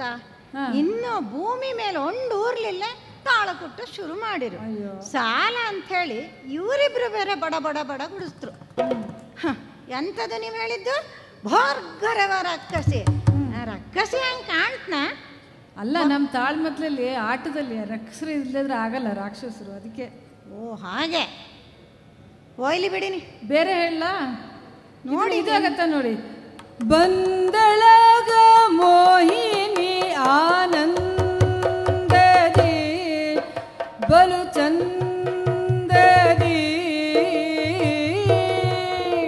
ಓ ದೇವರೇ, ಎಂತ ನೀವು ಹೇಳುದು? ಆನಂದದಿ ಬಲು ಚಂದದಿ. ನಾನೀಗ ಆ ವಯಸ್ಸಿನವಳ, ನಾನೇನು 16 ವರ್ಷದ ಹುಡುಗಿ ಹಂಗೆ ಕಾಣ್ತನ ಇವರಿಗೆ? ವಯಸ್ಸಾದವ್ರು ಚೆನ್ನಾಗಿರ್ಬಾರ್ದ? ಅಲ್ಲ, ಒಂದು ಕಾಲದಲ್ಲಿ ಇದ್ದೆ, ನಿಮ್ಮ ಅಪ್ಪನ ಕಾಲದಲ್ಲಿ ನಾನು ಚಂದ ಇದ್ದೆ, ಊರೇ ಹೊಗಳ್ತಿದ್ರು. ಆದ್ರೆ ಇಣಿಕಿ ನೋಡೋದು ನಿಮ್ಮ ಅಜ್ಜಯ್ಯ, ಅದು ನಂಗೆ ಗೊತ್ತಿತ್ತು. ಅದು ಈಗ ಹಾಗಿಲ್ಲ. ಹೋಯ್ಲಿ ಬಿಡಿನಿ, ಹೊಗಳೋದೇ ಹೊಗಳೋದು, ಇರ್ಲಿ ಬಿಡಾಗತ್ತ ನೋಡಿ. ಬಲ್ಲಿರೇನಯ್ಯ ಇರುವಂತಹ ಸ್ಥಳ ಒಡ್ಡೋಲ್ಗ. ಅಲ್ಲ ನೋಡಿ ಭಾಗವತ್ರಿ ನನ್ನ ಕಂಡ್ರೆ ಎಂತ ಅನಿಸುತ್ತೋಳೆ ನಂಗೆ ಗೊತ್ತಾತಿಲ್ಲ. ಇವ್ರು ಹಾಸ್ಯ ಮಾಡ್ತಿರೋ ಗೇಲಿ ಮಾಡ್ತಿರೋ ಒಂದು ಅರ್ಥ ಆತಿಲ್ಲ. ಯಾಕೆ ಗೊತ್ತಿತ್ತಾ? ಈ ಭಾಗವತರು ರಾಜರಿ ಮಾತ್ರ ಒಡ್ಡಲ್ಗೂ ಕೊಡೋದು. ಅಲ್ಲ, ನಮಗೆಲ್ಲ ಒಡ್ಡಲ್ಗೂ ಬೇಕು ಅಂತಿಲ್ಲ. ನಾವು ಬರುತ್ತೋ ಕೂರುತ್ತೋ ಓದೋ ಶಂಕ ಓದತ್ತೋ. ಒಂದು ಬೇಜಾರು ಏನು ಗೊತ್ತಿತ್ತಾ? ನಾ ಬಂದು ಇಷ್ಟು ಹೊತ್ತಾಯ್ತು, ನೀವು ಕಂಡೀರಿ, ಒಂದಿಷ್ಟುದ ಪದ್ಯ ಹೇಳಿರ, ಬೋರಿ ತೊಂಡೆ ವಾಯ್ಲೆ ಬೇಡನೆ. ನೀವೇ ಹೇಳ್ಬಿಡಿ ಯಾರು ನೀವು ಅಂತ. ಅದೇ ನಮ್ಮ ಪರಿಚಯ ಇನ್ನೂ ಮಾಡ್ಕೊಳ್ಳಿಲ್ಲ, ಬರೀ ಬ್ಯಾಡ್ಲದ್ದ ಹೇಳ್ತರು. ನಾ ಯಾರು ಗೊತ್ತಿತ್ತಾ? ನೋಡಿ, ದೊಡ್ಡ ಕಾಡಿತ್ತಲ್ಲ, ಈ ಕಾಡಿನ ಒಡತಿ ನಾನು. ಸುನಂದಮ್ಮ ನನ್ನ ಹೆಸರು. ಪ್ರಾಯ 70 ಆಯ್ತೆ. 20 ಪ್ರಾಯಕ್ಕೆ ಒಂದು ಮದಿ ಆಯ್ತು. 30 ಪ್ರಾಯಕ್ಕೆ ಒಂದು ಮಗಳು ಹುಟ್ಟಿಳು. ಮಗಳು ಕುರುಡಿ ಇರ್ಲಿ. ನಾನು ನನ್ನ ಮಗಳು ಈ ಕಾಡಿನ ಪಕ್ಕದಲ್ಲಿ ಒಂದು ಮನೆ ಮಾಡ್ಕೊಂಡು ಜೀವನ ನಡೆಸುತ್ತಿತ್ತು. ಜೀವನಕ್ಕೇನು ಕೊರತೆ ಇಲ್ಲ. ಯಾಕೆ ಗೊತ್ತಿತ್ತ? ಕಾಡು ದೊಡ್ಡದಿತ್ತಲ್ಲ, ಇಂತಿಂತ ಗೆಡ್ಡಿ ತಿನ್ನೋದು, ಅಜೀರ್ಣ ಆಯ್ತಾ ಅದ್ರ ಸೊಪ್ಪು ಕೊಯ್ದು ರಸ ಕೊಡ್ದು ನುಂಗೋದು. ಹಂಗಾಗಿ ಆರೋಗ್ಯಕ್ಕೆ ಸರಿ ಇದ್ವಿ ನಾವು. ಇಲ್ಲ ಹಂಗಂತ ಮನುಷ್ಯರು ಸಂಚಾರವೇ ಇರೋದಿಲ್ಲ. ಯಾರು ಈ ಕಾಡಿನ ಬದಿ ಬರೋದೇ ಇಲ್ಲ. ನಾನು ನನ್ನ ಮಗಳು ಯಮನ್ ಹಂಗೆಲ್ಲ ನುಸಿ ಕಾಟಿಲ್ಲ. ಈಗ ಭಾಗವತ್ರ ಹತ್ರ ಮಾತಾಡ್ತಾ ಹೊತ್ತು ಹೋಗಿದ್ದೆ ಗೊತ್ತಾ ಇಲ್ಲ. ಕತ್ಲಿ ಆಗ್ತಾ ಬಂತು ಮನಿ ಸೇರಕ್ಕೂ. ಯಾರ್ದೋ ನೆರಳು ಬಂದಂಗಾಯ್ತಲ್ಲ ನಮ್ಮ ಮನೆ ಹತ್ಲ ಬಂತು. ಯಾರದು ಎಲೆ ಹುಡುಗಿ ಯಾರದು? ಒಳ ಎಲೆ ಹುಡುಗಿ ಯಾರ್ಲ ನೀನು, ಕತ್ಲಲ್ಯಾಕೆ ತಿರುಪಿ? ಎಲೆ ಹುಡುಗಿ ಯಾರ್ಲ ನೀನು, ಕತ್ಲಲ್ಯಾಕೆ ತಿರುಪಿ? ಕತ್ಲಲ್ಯಾಕೆ ತಿರುಪಿ? ಚಳಿ ಚಳಿ ಮಂಜಲಿ ಮನೆ ಒಳಗ್ ನುಗ್ಗಿ, ಚಳಿ ಚಳಿ ಮಂಜಲಿ ಮನೆ ಒಳಗ್ ನುಗ್ಗಿ, ನಮಗಿದು ತಳಮಳ ಕೊಡ್ತಿ, ನಮಗಿದು ತಳಮಳ ಕೊಡ್ತಿ.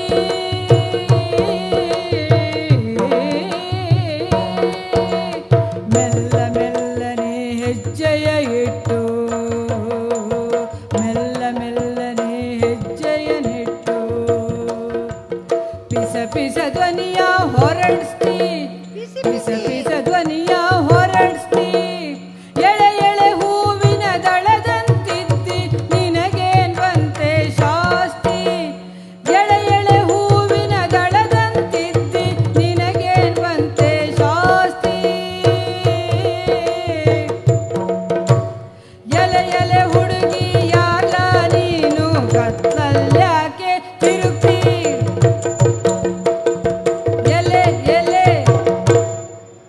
ಏ ಹುಡುಗಿ, ಯಾರು ನೀನು? ಓಡೋಡ್ ಬರ್ತಿದ್ಯಾ? ಮುಖ ನೋಡಿದ್ರೆ ಗಾಬರಿ ಇದ್ದಂಗೆ ಕಾಣ್ತಿದ್ಯಾ? ಅಜ್ಜಿ ಸ್ವಲ್ಪ ಮೆತ್ತಾಗಿ ಮಾತಾಡಜ್ಜಿ, ಅವ್ರು ಕೇಳಿಸ್ಕೊತಾರೆ. ಯಾಕೆ? ನೀನ್ ನೋಡಿದ ದಂತದ ಗೊಂಬೆ ಹಂಗಿದ್ಯಾ? ಎಲ್ಲೋ ತಪ್ಸ್ಕೊಂಡು ಬಂದಂಗಿದೆ. ಯಾಕೆ ನಮ್ಮನೆ ಒಳಗೆ ಬರ್ತಿದ್ಯಾ? ಅಜ್ಜಿ ಮೆತ್ತಾಗಿ ಮಾತಾಡು. ನೋಡು, ಅವ್ರಿಗೆ ಗೊತ್ತಾದ್ರೆ ನನ್ನನ್ನು ಎಳ್ಕೊಂಡೋಗಿ ತಲೆ ಬೋಳಿಸ್ಬಿಡ್ತಾರಜ್ಜಿ. ಮೆತ್ತಾಗಿ ಮಾತಾಡು. ಏನೇನು ತಲೆ ಬೋಳಿಸ್ತಾರೆ? ಹೌದಜ್ಜಿ. ಅಯ್ಯೋ ದೇವ್ರೆ, ನೋಡಿದ್ರ ಇವಳ ಕತೆನ? ಇಷ್ಟು ಸಣ್ಣ ವಯಸ್ಸಲ್ಲೇ ಇವಳು ಗಂಡಂಗೆ ಯಮರಾಯನ ಮೇಲೆ ಕಣ್ಣು ಬಿತ್ತಲ್ಲ ಪಾಪ. ಈಗ ತಲೆ ಬೋಳಿಸಿ, ಕುಂಕುಮ ಅಳಿಸಿ, ಬಿಳಿ ಸೀರೆ ಉಡಿಸಿ, ರಾಮ್ ರಾಮ ರಾಮ. ಅಯ್ಯೋ ಅಜ್ಜಿ, ನಾನು ವಿಧವೆ ಅಲ್ಲ ಅಜ್ಜಿ. ಮತ್ತೆ ಅಜ್ಜಿ ಅಲ್ಲೋಡು, ಮತ್ತೆ ಬಾಗಿಲು ಬಡಿತಾ ಇದ್ದಾರೆ.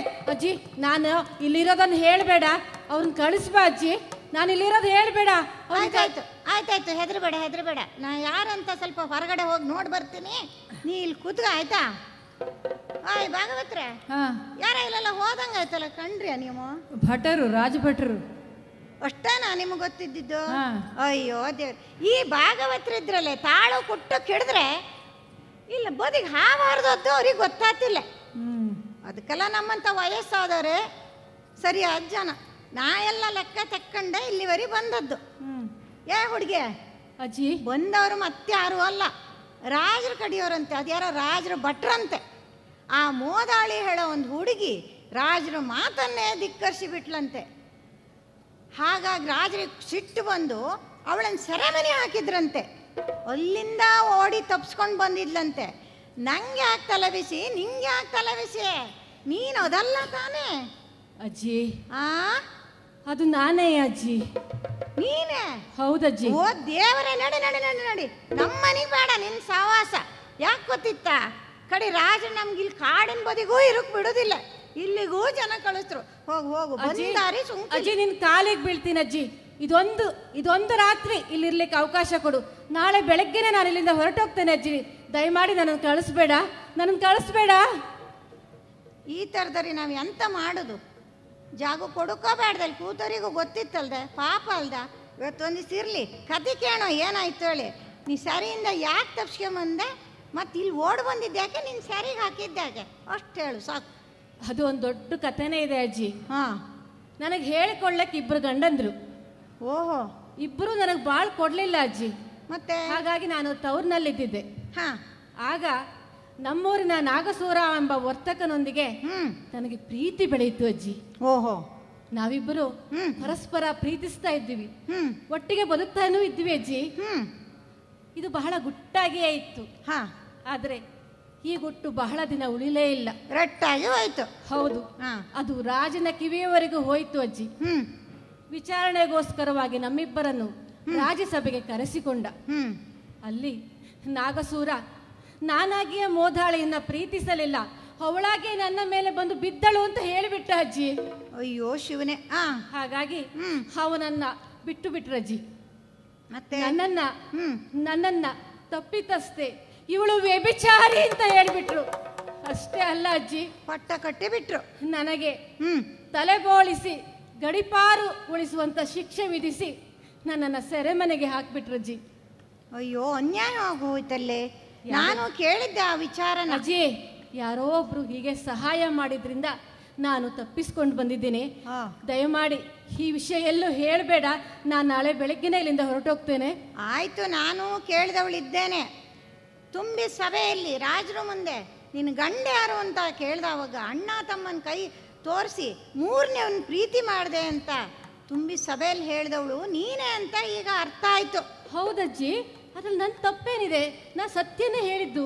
ಅಯ್ಯೋ ಹುಡುಗಿ, ನಿನ್ನ ಕತೆ ಕೇಳಿದ್ರೆ ನಂಗೆ ಅಯ್ಯೋ ಪಾಪ ಅನ್ನಿಸ್ತದೆ. ಹಾಗಂತ ಈ ಬದುಕಿ ಬಂದಮೇಲೆ ಕಷ್ಟ ನಷ್ಟ ಎಲ್ಲ ಇದ್ದದ್ದಯ್ಯ, ನಾವು ಅನುಭವಿಸ್ಕೊಂಡು ಹೋಗಲೇಬೇಕು, ಧೈರ್ಯವಾಗಿ ಎದುರಿಸ್ಲೇಬೇಕು. ಹಾಗಂತ ನೀ ತಪ್ಪು ಮಾಡಿದೆ ಅಂತ ನಾ ಹೇಳೋದಿಲ್ಲ ಅಲ್ವಾ ಅಜ್ಜಿ. ಆದರೆ ಒಂದೊಂದ್ಸರಿ ಅಮೃತನು ವಿಷವಾಗುತ್ತೆ. ನನ್ನ ಅನುಭವದಲ್ಲಿ ನಿನಗೊಂದು ಮಾತು ಹೇಳ್ತೇನೆ, ಕೇಳು. ಕುಂತಿ ಅಂಬೆ ಅಹಲ್ಯೆಯಂದದಿ ಅಂತ್ಯದಲ್ಲಿ ಬಳಲದಿರು, ಒಲವಿದು ಬಾಂಧವ್ಯ ಬೆಸೆಯುವುದು, ಲೋಕ ಪೊರೆಯುವುದು, ಲೋಕ ಪೊರೆಯುವುದು, ಅಂದವಿದು ಬಂಧನವಿದು, ಎತ್ತಣಿಂದೆತ್ತಲು ಸಂಬಂಧವು.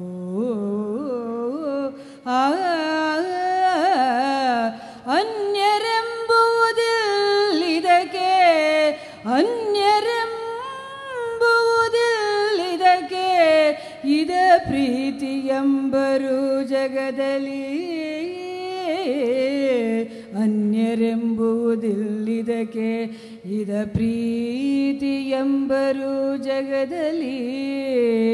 ಆ ಆ ಆ ಆ ಆ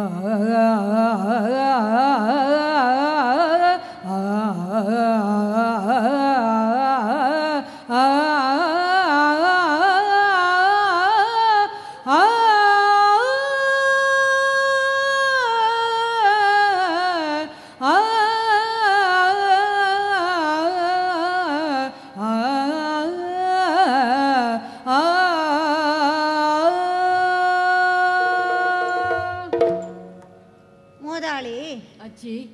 ಈ ಪ್ರೀತಿ ಹೇಳುವುದೇ ಒಂದು ರೀತಿಯ ಮಾಯೆ. ಆ ಪ್ರೀತಿ ಹುಟ್ಟುವಾಗ ಎಲ್ಲಿ ಹುಟ್ಟುತ್ತೆ, ಎಲ್ಲಿ ಹೊತ್ತುತ್ತೆ, ಮತ್ತು ಸಮಯ ಸಂದರ್ಭ ಒಂದು ಇರುವುದಿಲ್ಲ. ತಾಯಿಗೆ ತಕ್ಕ ಮಗ ಆಗದೇ ಇರಬಹುದು, ಆದರೆ ಪ್ರಾಯಕ್ಕೆ ತಕ್ಕ ಪ್ರೀತಿ ಮಾಡೋದು ಸಹಜ ಅಲ್ವೇನೆ ಅಲ್ವಾ? ಮತ್ತೆ ಹಾಗಾಗಿ ನೀ ತಪ್ಪು ಮಾಡಿದೆ ಅಂತ ನಾ ಹೇಳೋದಿಲ್ಲ. ಈ ಪ್ರೀತಿ, ಪ್ರೇಮ, ಕಾಮ ಎಲ್ಲ ಒಂದು ರೀತಿ ಚಂದ ಅಂತ ನನಗನ್ಸೋದು. ಇದೆಲ್ಲ ಇಲ್ಲದೆ ಹೋದರೆ ಲೋಕದಲ್ಲಿ ಕೋಟಿ ಕೋಟಿ ಜನಸಂಖ್ಯೆ ಎಣ್ಸುಕಾತಿತ್ತ? ಅಲ್ಲ, ಶಾಲೆ ಮಕ್ಕಳಲ್ಲಿ ಇರ್ತಿತ್ತು ಅಂತ ನಮ್ಮ ಪಾಲಿ ನಾವು, ಅವ್ರ ಪಾಲಿಗೆ ಅವರು ಇದ್ರೆ, ಬೆಸುಗೆ ಇಲ್ಲದಿದ್ರೆ ಇದು ಆಪುದಲ್ಲ. ಹಾಗಾಗಿ ನೀವು ಒಳ್ಳೆ ಕೆಲಸ ಮಾಡಿದೀಯ. ಹಿಂಗಿದ ಕತೆ ನನ್ನಲ್ಲೂ ಉಂಟು. ನಾನು ಒಂದು ಕಾಲದಲ್ಲಿ ಪ್ರೀತಿ ಮಾಡ್ದವಳೆ. ಹೌದಾ ಅಜ್ಜಿ? ಹೌದೇ. ಎಂಥ ಪ್ರೀತಿ ಗೊತ್ತಿತ್ತ? ಮದುವೆ ಆದ ಪ್ರೀತಿ ಮಾಡಿ ಒಂದು ಮಗು ಹುಡ್ಚು. ಮಗು ಹುಟ್ಟಿ 3 ದಿವಸಕ್ಕೆ ಕಣ್ಣಿಲ್ಲೆಲ್ಲ ಹೇಳಿ ನೋಡ್ತಂಕ ಮಗಳಿಗೆ ಕಣ್ಣಿಲ್ಲ ಹೇಳಿ ನನ್ನ ಗಂಡ ಊರ್ ಬಿಟ್ಟು ಹೋದವ. ಇಷ್ಟು ವರ್ಷರೂ ಬರಲಿಲ್ಲ. ಹೌದಾ? ಹಂಗಂತ ನಾ ತಲೆ ಕೆಡ್ಸ್ಕೊಳಕ್ ಹೋಯಿಲ್ಲೆ. ಎಂತಕ್ಕೆ ಅಂದರೆ ಬಂದ್ರು ಬತ್ತಾ ಬಿಟ್ರು ಬಿಡ್ತಾ, ಅವನಿಗೆ ಬೇಕಿತ್ತ ಇರೋದು ಬೇಡ್ದಿತ್ತ. ಹಾಗಾಗಿ ಆ ವೈದ್ಯರ ಹತ್ರ ತಕೊಂಡೋದೆ ಮಗುವಿನ ತಪಾಸಣೆಗೆ. ಎಷ್ಟಾರು ಹೆತ್ತವ್ರಿಗೆ ಹೆಗಣ ಮುದ್ದು ತಾನೆ. ಹೌದಜ್ಜಿ. ವೈದ್ಯರ ಹತ್ರ ಹೋದ್ರೆ ವೈದ್ಯರು ಪರೀಕ್ಷೆ ಮಾಡಿ ಕಣ್ಣಿ ಬ್ಯಾಳಿಲ್ಲ ಅಂದ್ರು. ಓಹೋ, ಸರಿ ಬ್ಯಾಳಿಲ್ಲದ್ರಂತೂ ತೊಗರಿ ಬೆಳಿಬೇಕಾ ಹೆಸರು ಬೆಳಿಬೇಕಾ ಕೆಂಡೆ. ಅದಲ್ಲ ಅಜ್ಜಿ. ಅಲ್ಲ ಅಂತ ಮತ್ತೆ ಗೊತ್ತಾಯ್ತು ನಂಗೆ. ಮತ್ತೆ ಅಂತ ಕೇಳಿದೆ, ಕಣ್ಣಲ್ಲಿ 2 ಗೋಲಿ ಇರಕಿತ್ತು ಅಂದ್ರು. ಅಯ್ಯ ಗೋಲಿ ತಾನೆ, ಗೋಲಿ ನಮ್ಮ ಅಮ್ಮ ಆಡು ಕೊಟ್ಟಿದ್ದಿತ್ತು, ನಾ ತತ್ತೆ ಹಾಕಿನಿ ಅಂದೆ. ಕಡಿ ಗೊತ್ತಾಯ್ತು ಅದೂ ಅಲ್ಲ ಹೇಳಿ. ಅದ್ಯಾರೋ ಬ್ರಹ್ಮದೇವರ ಸೃಷ್ಟಿ ಮಾಡ್ಕೊಂಬ್ರು ಮೊದ್ಲು, ಆಮೇಲೆ ಇವರೆಲ್ಲ ಸರಿ ಮಾಡ್ತಂಬ್ರು. ಹಂಗಾರೆ ಒಂದು ವಿಚಾರ ನೆನ್ಪಿಟ್ಕ ಮೋದಾಳಿ, ಆ ಬ್ರಹ್ಮದೇವ ವೈಶ್ಕನ್ ಕೆಲಸ ನೀಯತ್ತ ಮಾಡಕ್ಕ ಬೇಡ್ದ. ಹೌದಜ್ಜಿ. ಅವನು ನನ್ನ ಮಗಿನ ಕಣ್ಣಿಗೆ 8 ಬ್ಯಾಳಿ ಹಾಕಿದ್ರೆ ಅವನಿಗೆ ಏನ್ ದಾಡಿ ಬಡ್ದಿತ್ತು ಹೇಳು? ಹಾಕ್ಲಿಲ್ಲ. ಕೇಳು ಅಜ್ಜಿ. ಎಂತ ಮಾಡುದು ಹೋಯ್ಲಿ, ಈಗ ಬೆಳೆದು ಇಷ್ಟ ಹತ್ರ ಕಾಯಿಳು ಚಂದ ಇದ್ಲು. ಆದ್ರೆ ಎಂತ ಮಾಡ್ತೇನೆ, ನನ್ನ ಕತೆ ಇರಲಿ. ಹಿಂದೆ ಪುರಾಣದಲ್ಲಿ ಎಷ್ಟೊಂದು ಜನ ತ್ಯಾಗ ಬಲಿದಾನ ಮಾಡೋರು ಈ ಪ್ರೀತಿಗಾಗೆ. ಅಂಬಿ ತಕ್ಕ, ಅಂಬಿ ಒಳ್ಳೆ ಹೆಣ್ಣು. ಅವಳೆಂತ ಮಾಡಿದ್ಲು, ಸಾಲ್ವನ್ ಪ್ರೀತಿ ಮಾಡಿದ್ಲು. ಆದ್ರೆ ಅವಳ ಅಪ್ಪ ಪಣಕ್ಕಿಟ್ಟ ಗೆದ್ದವರಿಗೆ ಮದುವೆ ಮಾಡಿ ಕೊಡ್ತೀನಿ ಅಂತ. ಈ ಹೇಳ್ದೆ ಕಳ್ದೆ ಕರೆಯದೆ ಬಂದ ಹೇಳಿ ಈ ಭೀಷ್ಮ ಹೋಗಿ ಯುದ್ಧ ಮಾಡಿದ. ಅವನು ಕರ್ಕೊಂಡು ಹೋದ. ಕರ್ಕೊಂಡು ಹೋದ್ರೆ ಅವ್ನು ಮದುವೆ ಅಪ್ಪಕ್ಕತ್ತ. ಅವನು ಬ್ರಹ್ಮಚಾರಿ, ಅವನಿಗೆ ಬುದ್ಧಿ ಇತ್ತ ಬೇಡ್ದ. ಅವನು ಯಾಕೆ ಯುದ್ಧಕ್ಕೆ ಹೋಯ್ಕಿತ್ತು? ಬಂದು ಯುದ್ಧ ಮಾಡಿ ಗೆದ್ದು ಅವಳನ್ನು ಹೊತ್ಕೊಂಡು ಹೋದ. ಅವ್ನು ಮದುವೆ ಮಾಡ್ಕೊಳಕ್ಕೆ ಆಗ್ತಿಲ್ಲ. ಅವಳನ್ನ ಎಂತ ಮಾಡ್ತಾ? ಆವಾಗ ಅವಳು ಹೇಳಿದ್ಲು ಸಾಲುನ ಹತ್ರ ಹೋತ್ ಹೇಳಿ. ಸಾಲು ಬಂದ್ರೆ ಅವನು ತಿರಸ್ಕರಿಸಿದ. ಆವಾಗ ಅವಳು ಸಮಾಜಕ್ಕೂ ಹೆದರಿದ್ಲು, ಪ್ರೀತಿಗೂ ಇವ ಬಿಟ್ಟ ಹೇಳಿ ಬೇಜಾರಾಗಿ ಬೆಂಕಿಗೆ ಹಾಗೆ ಸತ್ಲು. ಇನ್ನು ಅಲ್ಲಿ ಅಯ್ಯೋ ಅದೊಂದು ಮಹಾಪತಿರತಿ ಅಂಬ್ರಪ್ಪ ಜನ ಹೇಳ್ತರು, ನಾ ಕೇಳಲಿಲ್ಲ. ಅವಳನ್ನ ಆ ದೇವಲೋಕದಲ್ಲಿದ್ದ ಅವ ದೇವೇಂದ್ರನಂತಪ್ಪ, ಅವ ಇವಳ ಮೇಲೆ ಕಣ್ಣು ಹಾಕಿದ. ದೇವಲೋಕದಾಗ ರಂಬೆ ಮೇನಕೆ ಊರ್ವಶಿಗೆಲ್ಲ ಬರಗಾಲಿತ್ತ. ಅವನಿಗೆ ಬೇಕಿತ್ತ ಇವನಿಗೆ ಇವನ ಮೇಲೆ ಕಣ್ಣು ಹಾಕೋಕೆ. ಕಣ್ಣು ಹಾಕಿದ್ ನೋಡ್ದ, ಅವಳು ಗಂಡ ಬರುಕಿದ್ರೆ ದೇವೇಂದ್ರ ಇದ್ದ ಹೇಳಿ ತೆಗ್ದು ಶಾಪ ಕೊಟ್ಟ. ಹಿಂಗೆಲ್ಲ ಕತೆ ಆದಾಗ ಅವಳೆಂತಾದ್ಲು, ಕಲ್ಲಾಗಿ ಹೋದ್ಲು. ಎಷ್ಟು ವರ್ಷ ಕಲ್ಲಾಗಿ ಬಿದ್ದಿದ್ಲು ಗೊತ್ತಿಲ್ಲ. ಕೇಣೆ ಹುಡುಗಿ ಇಲ್ಲಿ ಕಡೆ ಕಲ್ಲಾದ್ಮೇಲೆ ಏನಾದ್ಲು ಗೊತ್ತಾ? ಅದು ಯಾರೋ ಕಾಡಲ್ಲಿ ನಡೆದಾಡುವ ಹುಡುಗಿ 7 ಅಕ್ಷರದ ಒಬ್ಬ ಬಂದಮ್ರು ರಾಮಾಜಿ. ರಾಮ ಬಂದ, ಮೆಟ್ಟಿದ, ಅವಳಿಗೆ ಜೀವ ಬಂತು. ಜೀವ ಬಂದ ತಕ್ಷಣ ಅವಳು ಎಲ್ಲಿ ಹೋಯ್ಕೋ ರಾಮನ ಸೇವೆ ಮಾಡಕ್ಕು ಭಕ್ತಿಯಿಂದ. ಅದು ಬಿಟ್ಟಿದ್ದು ಹಳೆ ಗಂಡನ ಪಾದವೇ ಗತಿ ಹೇಳಿ ಓಡಿದ್ದೆ ಗಂಡನ ಜೊತೆಗೆ. ಬೇಕಾ ಅವಳಿಗೆ? ಇಷ್ಟು ವರ್ಷ ಕೊಲ್ಲಾಗಿ ಬಿದ್ದವಳು ರಾಮನ ಸೇವೆ ಮಾಡ್ಕೊಂಡು ಬಿದ್ದುರ್ಕ ಬೇಡ್ದ ಹೋದ್ಲು. ನನ್ನಂತೊಳಗಿದ್ರೆ ಹೋಗ್ತಿರ್ಲೆ. ಇದೆಲ್ಲ ಪುರಾಣದಲ್ಲೇ ನಡೆದು ಬಂದಿದ್ದು. ಹಾಗಂತ ನೀನು ಪುರಾಣದಾಗಿದ್ದಂಗೆ ಇರೋಕು ಅಂತ ನಾ ಹೇಳೋದಿಲ್ಲ. ಧೈರ್ಯವಾಗಿ ಎದುರಿಸೋಕು. ನಾನೀಗ ಒಬ್ಬಳ ಜೀವನ ಮಾಡ್ತಿಲ್ಲ ಕುರುಡಿ ಮಗಳ ಜೊತೆಗೆ. ನೀನು ನಮ್ಮನೇಲಿ ಇರು, ಊಟ ಹಾಕ್ತೆ. ನಾ ಮದುವೆ ಯೋಚನೆ ಬಿಡು. ನಾಗಸೂರ ಸಾಕು. ನಾನು ಇವತ್ತೊಂದು ರಾತ್ರಿ ಇದ್ದು ನಾಳೆ ಮತ್ತೆ ನಾಗಸೂರನನ್ನ ಕಾಣಲಿ ಹೋಗ್ತೀನಿ ಅಜ್ಜಿ. ನಾವಿಬ್ರು ಪರಸ್ಪರ ಪ್ರೀತಿಸಿದ್ದೇವೆ. ಆಯ್ತಾಯ್ತು. ನೀನು ಬೇಕಾದಂಗೆ ಮಾಡು, ಊಟ ಮಾಡಿವೆ ಅಂತೆ ಬಾ. ಮಾಯೆಯೆಂಬರು ಸಾವು ಬದುಕಿದು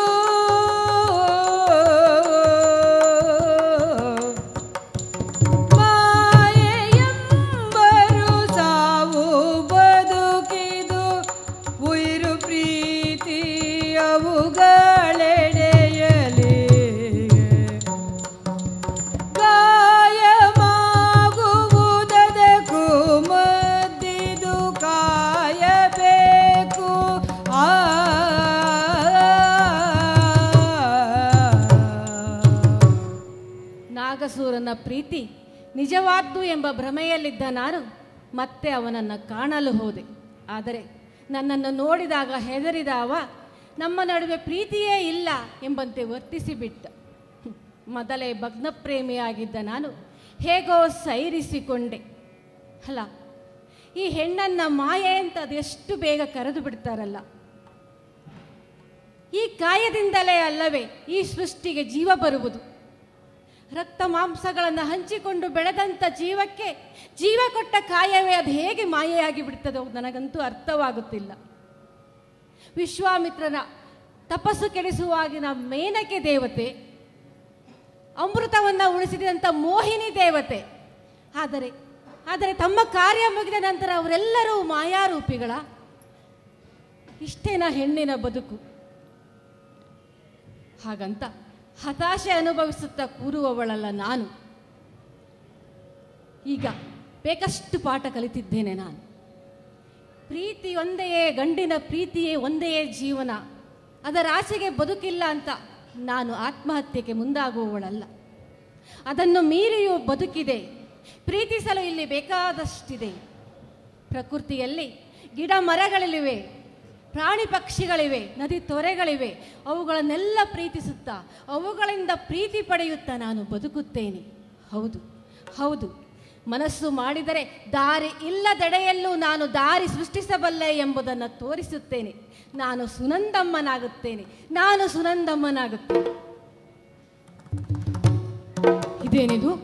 ಇದೇನಿದು? ರಾಜಭಟರು ಮತ್ತೆ ಇತ್ತ ಬರುತ್ತಿದ್ದಾರಲ್ಲ. ಹೇಗೆ ತಪ್ಪಿಸಿಕೊಳ್ಳಲಿ? ಅಯ್ಯೋ ಮತ್ತೆ ಸೆರೆ ಸಿಕ್ಕಿಬಿಟ್ಟೆ ನಾನು. ಸೆರೆ ಸಿಕ್ಕ ಮೋದಾಳಿ ರಾಜನೆದುರಲ್ಲಿ ವಿಚಾರಣೆಯ ಮಾಡುವಲಿ.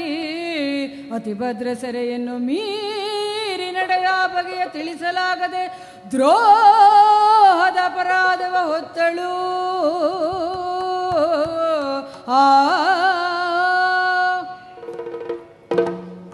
ಅಂತೂ ಸೆರೆ ಸಿಕ್ಕಳಲ್ಲ ಮೋದಾಳಿ.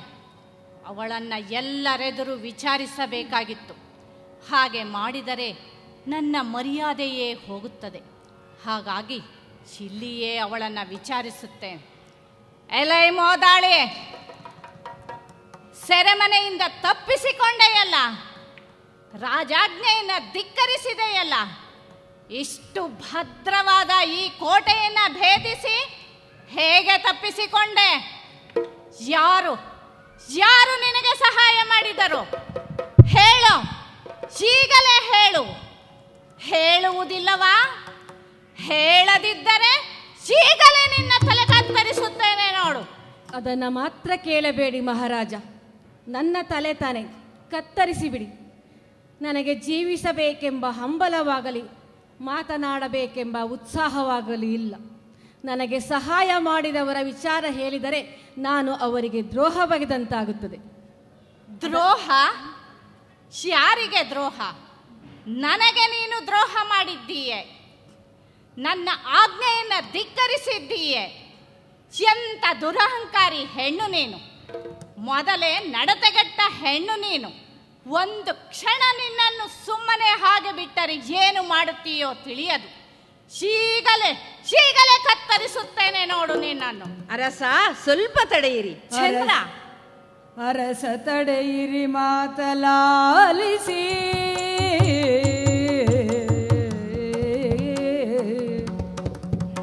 ಅರಸ ತಡೆಯಿರಿ ಮಾತಲಾಲಿಸಿ. ಈ ಬಾಲೆಯಿಂದಲೇ ಯಾರಿಗೇನಪಚಾರವಾಗಿದೆ? ಹೇಳಿ ಪ್ರಭು. ಬಾಲೆಯಿಂದಲೇ ಯಾರಿಗೇನಪಚಾರವಾಗಿದೆ? ತರಳೆಯ ದೇಹವು ತರಳೆಯದಲ್ಲವೇ? ಅವಳದ್ದಲ್ವೇ? ತರಳೆಯ ದೇಹವು ತರಳೆಯದಲ್ಲವೇ? ಅರಿಯದು ಎನ್ನುತ್ತಲೇ ತೆಗಳುತ್ತ ಪಗಳುತ್ತ ಅರಿತು ನುಡಿದರೆ ಮಾರಿ ಎನ್ನುತ್ತಲೇ ಸೆರೆಮನೆ ಕಾಯಕು ಮಾತಿಗೂ ಕೂಡಿ. ಅರಸ ತಡೆಯಿರಿ ಮಾತಲಾಲಿಸಿ.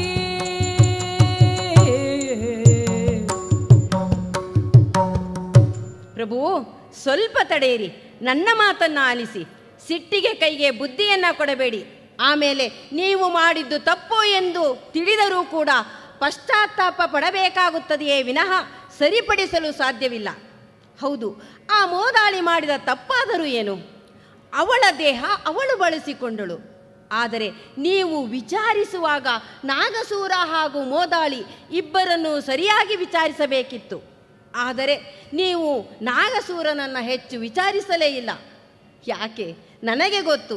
ಯಾಕೆಂದರೆ ಅವನಿಂದ ನಿಮ್ಮ ಭಂಡಾರಕ್ಕೆ ಕರ ಸಂಗ್ರಹವಾಗುತ್ತದೆ. ಆದರೆ ಈ ಮೋದಾಳಿಯಿಂದ ಏನೂ ಆಗುವುದಿಲ್ಲ. ಪ್ರಭು, ಅವಳ ತಲೆಯನ್ನು ಕತ್ತರಿಸುತ್ತೇನೆ ಎಂದು ಹೇಳ್ತಾ ಇದ್ದೀರಿ. ಯಾರಿಗೆ ಜೀವವನ್ನು ಕೊಡಲು ಸಾಧ್ಯವಿದೆಯೋ ಅವರಿಗೆ ಮಾತ್ರ ಜೀವಹರಣ ಮಾಡುವ ಅಧಿಕಾರವಿರುತ್ತದೆ. ಏನೇ ಆಗಲಿ, ಈಗ ಅವಳನ್ನು ಅವಳ ಪಾಡಿಗೆ ಬಿಟ್ಟು ಬಿಡಿ ಪ್ರಭು, ಬಿಟ್ಟು ಬಿಡಿ. ನನ್ನನ್ನು ತಡೆಯಬೇಡ ಚಂದ್ರ. ಅಪರಾಧ ಮಾಡಿದವರಿಗೆ ಇಲ್ಲಿ ಶಿಕ್ಷೆ ವಿಧಿಸುತ್ತಿದ್ದೇನೆ. ಅದನ್ನು ನೀನ್ಯಾಕೆ ತಡಿತೀಯೇ? ನಿನಗೂ ಇವಳಿಗೂ ಏನು ಸಂಬಂಧ? ನೀನು ಇಲ್ಲಿಗೇಕೆ ಬಂದೆ? ನಿನಗೇನು ಕೆಲಸ ಇಲ್ಲಿ? ನೋಡು, ನಿನ್ನ ಗರ್ಭದಲ್ಲಿ ಈಗ ಮಗು ಬೆಳೆಯುತ್ತಾ ಇದೆ. ಇಂಥ ಸಮಯದಲ್ಲಿ ನಿನ್ನ ದೇಹವನ್ನು ಚೆನ್ನಾಗಿ ನೋಡಿಕೊಳ್ಳಬೇಕು. ಅದನ್ನು ಬಿಟ್ಟು ಇಲ್ಲಿಗೇಕೆ ಬಂದೆ? ವಾರಸುದಾರರನ್ನ ಕೊಡುವುದಷ್ಟೇ ನಿನ್ನ ಕೆಲಸ. ಪ್ರಭು, ನನ್ನ ತಂದೆಗೆ ನಾನು ಆಗ ದೇಹ ಮಾತ್ರವಾಗಿದ್ದೆ. ಈಗ ಕೈ ಹಿಡಿದ ನಿಮಗೂ ನಾನು ದೇಹ ಮಾತ್ರ ಆಗಿಬಿಟ್ಟೆನೆ. ಹೌದು ಪ್ರಭು, ಏನು ಮಾಡುವುದು ಹೇಳಿ? ಈಗ ಅವಳನ್ನು ಬಿಟ್ಟು ಬಿಡಿ ಪ್ರಭು. ಸಾಕು ಸಾಕು, ನಿಲ್ಲಿಸು. ನಿನ್ನ ಮಾತು ಮಾರಿಯಂತೆ ಅತಿಯಾಯಿತು. ಹೌದು ಪ್ರಭು, ನಿಮ್ಮ ಎದುರು ಮಾತನಾಡಿದರೆ ನಮಗೆ ಮಾರಿ ದುರ್ಗೆ ಎಂಬ ಪಟ್ಟವನ್ನು ಕಟ್ಟುತ್ತೀರಿ. ನಿಮ್ಮ ಹಾಗೆ ನಿಮಗೆ ನಡೆದುಕೊಂಡರೆ ನಮ್ಮನ್ನು ನಳಿನಾಕ್ಷಿ, ಮೀನಾಕ್ಷಿ, ಕಮಲಾಕ್ಷಿ ಎಂದು ಅಟ್ಟಕ್ಕೆ ಏರಿಸುತ್ತೀರಿ. ಹೌದು, ಆ ಮೋದಾಳಿ ಸತ್ಯಪರತೆಯಿಂದ ನಮ್ಮ ರಾಜಸಭೆಗೆ ಬಂದು ಎಲ್ಲವನ್ನೂ ವಿವರಿಸಿದ್ದಾಳೆ. ಹಾಗಾಗಿ ಅವಳನ್ನು ಪುರಸ್ಕರಿಸಬೇಕಿತ್ತು. ಆದರೆ ಅವಳಿಗೆ ಶಿಕ್ಷೆಯನ್ನು ಕೊಡ್ತಾ ಇದ್ದೀರಿ. ಪ್ರಭು, ಈಗ ನೀವು ತಲೆಯನ್ನು ಕತ್ತರಿಸುತ್ತೇನೆ ಎಂದು ಹೇಳ್ತಾ ಇದ್ದೀರಿ. ಈಗ ನೀವು ಕತ್ತರಿಸಬೇಕಾದದ್ದು ಯಾರನ್ನ ಗೊತ್ತೇ? ಇವಳನ್ನು ಸೆರೆಯಿಂದ ಬಿಡಿಸಿದ್ದು ಯಾರು ಎಂದು ನನಗೆ ಗೊತ್ತು ಪ್ರಭು. ಯಾರು? ನಾನೇ ಪ್ರಭು, ನಾನೇ. ಇಲ್ಲಿಯವರೆಗೂ ಬಂದಿತೆ ನಿನ್ನ ಉದ್ದಟತನ. ನಿನ್ನ ಗರ್ಭದಲ್ಲಿ ನನ್ನ ಪುತ್ರ ಇಲ್ಲದಿದ್ದರೆ? ಗರ್ಭದಲ್ಲಿ ಪುತ್ರನಿದ್ದು, ಗರ್ಭದಲ್ಲಿ ಪುತ್ರನಿದ್ದು ತರ್ಕವನ್ನಾಡಿ ಗೆಲುವೆ, ತರ್ಕವನ್ನಾಡಿ ಗೆಲುವೆ. ಅಗ್ರತನವ ತೋರಬೇಕು ಶಿಕ್ಷೆಯಿಂದಲೇ. ಇಲ್ಲ ಇಲ್ಲ ಇಲ್ಲ, ನಾನು ಈಗ ಯಾವ ಹಂಗಿಗೂ ಬೀಳುವುದಿಲ್ಲ. ನನ್ನ ಪ್ರಭುತ್ವವನ್ನು ನಿರೂಪಿಸಲೇಬೇಕು. ಇದು ಸತ್ವ ಪರೀಕ್ಷೆಯ ಕಾಲ. ಈಗ ನೀನು ಕೂಡ ರಾಷ್ಟ್ರದ್ರೋಹವೆಸಗಿದ್ದೀಯೆ. ಈ ದ್ರೋಹಿ ಮೋದಾಳಿಗೆ ಕೊಡುವಂತಹ ಉಗ್ರ ಶಿಕ್ಷೆಯನ್ನೇ ನಿನಗೂ ವಿಧಿಸುತ್ತಿದ್ದೇನೆ. ಅನುಭವಿಸಲು ಸಿದ್ಧಳಾಗಿರು. ಎಲೆ ಭಟರೆ, ನಾಳೆ 2 ಕಾದ ಕಬ್ಬಿಣದ ಪ್ರತಿಮೆಗಳು ಸಿದ್ಧವಾಗಲಿ. ಅವುಗಳನ್ನು ಅಪ್ಪಿಕೊಂಡು ಈ ಇಬ್ಬರು ದ್ರೋಹಿಗಳು ಸಾಯಲಿ. ಇದೇ ಅವರಿಗೆ ಸರಿಯಾದ ಶಿಕ್ಷೆ. ಇದು ರಾಜಾಜ್ಞೆ. ಅಲ್ಲಿಯವರೆಗೂ ಈ ಇಬ್ಬರನ್ನ ಅಂತಃಪುರದಲ್ಲಿಯೇ ಕಾವಲಿರಿಸಿ. ನಾನಿನ್ನೂ ಹೊರಡುತ್ತೇನೆ. ಮಹಾರಾಣಿ, ನನ್ನಿಂದಾಗಿ ನೀವು ಕೂಡ ಶಿಕ್ಷೆ ಅನುಭವಿಸುವ ಹಾಗಾಯ್ತಲ್ಲ. ಅಲ್ಲ, ಈ ದೀನಳ ಬದುಕಿಗೆ ಮಹಾರಾಣಿಯ ಬದುಕಿನ ಬೆಲೆ ತೆರುವಂತಾಯ್ತಲ್ಲ. ಅಂದು ಸೆರೆ ಸಿಕ್ಕ ನನ್ನ ಬಗ್ಗೆ ಅದೇನು ಕಂಡು ನನ್ನನ್ನು ಹರಸಿದಿರಿ ತಾಯಿ. ನನಗೆ ಈ ಬದುಕೇ ಸೆರೆಮನೆಯಾಗುವಾಗ ನಾನು ತಪ್ಪಿಸಿಕೊಂಡು ಹೋಗುವುದಾದರೆ ಎಲ್ಲಿಗಿತ್ತು? ಹಾಗಾಗಿ ಮತ್ತೆ ಸೆರೆ ಸಿಕ್ಕ ನನ್ನ ಪರವಾಗಿ ಇಂದು ಮತ್ತೆ ಮಾತನಾಡಿ ನೀವು ಕೂಡ ಶಿಕ್ಷೆಗೆ ಒಳಗಾದಿರಲ್ಲ.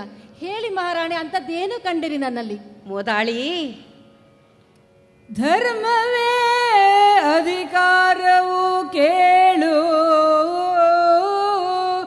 ಧರ್ಮವೇ ಅಧಿಕಾರವು ಕೇಳು, ಮರ್ಮವಿದು ಬಲವೇ ನೀತಿಯೋ, ಧರ್ಮ ಕರ್ಮಗಳು ಮನುಜ ಮತ ಅರಿಯದೆ ಕೆಡುವವು,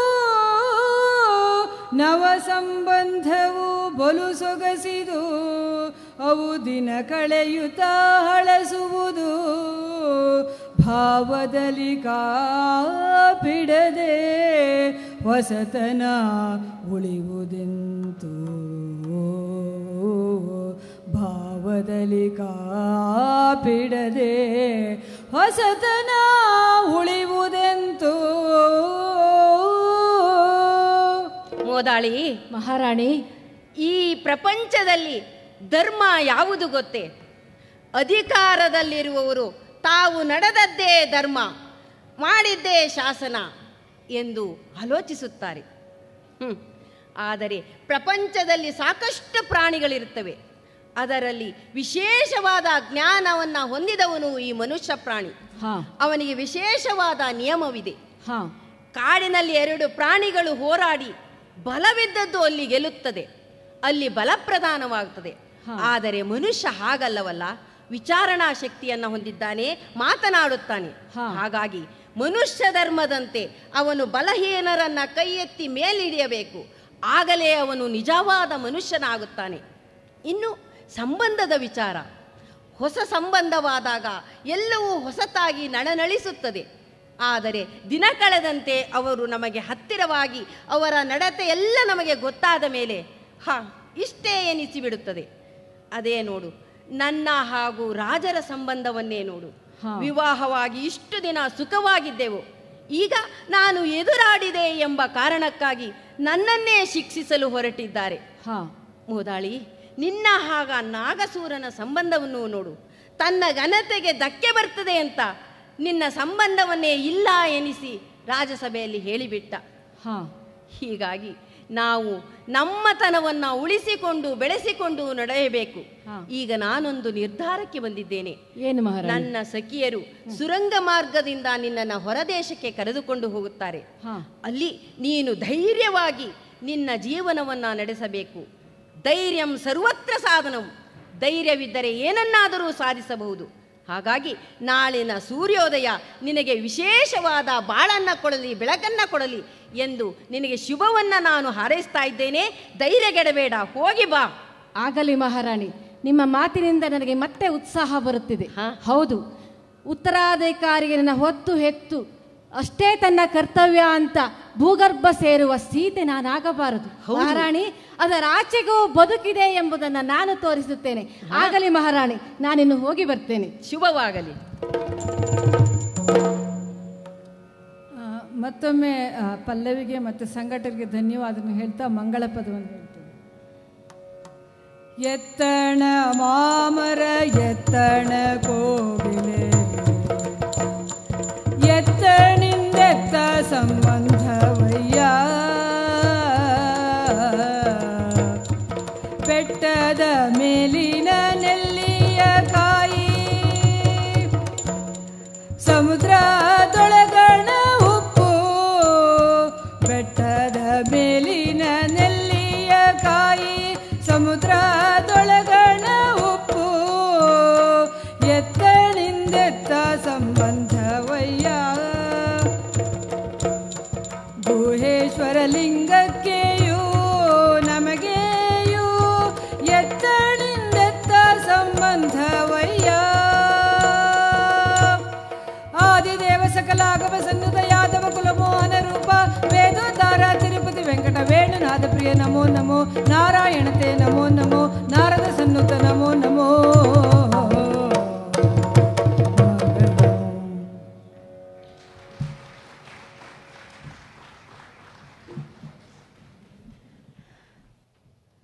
ಕೃತಿ ಅವರಿಗೆ ಧನ್ಯವಾದಗಳು. ಇಡೀ ತಂಡಕ್ಕೆ ನಮ್ಮ ಬೆಂಗಳೂರು ಗಣೇಶೋತ್ಸವದ ಪರವಾಗಿ ಹೃತ್ಪೂರ್ವಕ ವಂದನೆಗಳನ್ನು ಸಲ್ಲಿಸ್ತಾ ಇದ್ದೀನಿ. ಯಕ್ಷಗಾನದಲ್ಲಿ ತಾಳಮದ್ದಲೆಯಲ್ಲಿ ಹೆಚ್ಚಾಗಿ ನಾವು ಗಂಡಸರ ಆಟವನ್ನೇ ನಾವು ನೋಡಿದ್ದೀವಿ. ಆದರೆ ಹೆಣ್ಣಿನ ನೋಟವನ್ನು ಇಟ್ಕೊಂಡು ಹೆಣ್ಣಿನ ದೃಷ್ಟಿಯಿಂದ ಒಂದು ಕಥೆಯನ್ನು ಹೆಣೆಯೋದು, ತಾಳಮದ್ದಲೆಯನ್ನು ಮಾಡೋದು, ಇದು ಬಹಳ ಅಪರೂಪದ ಒಂದು ಸಂಗತಿ. ಅವರಿಗೆ ಒಂದು ದೊಡ್ಡ ಚಪ್ಪಾಳೆಯನ್ನು ನೀಡಬೇಕು ಅಂತ ಕೇಳ್ಕೊತೀನಿ ನಾನು.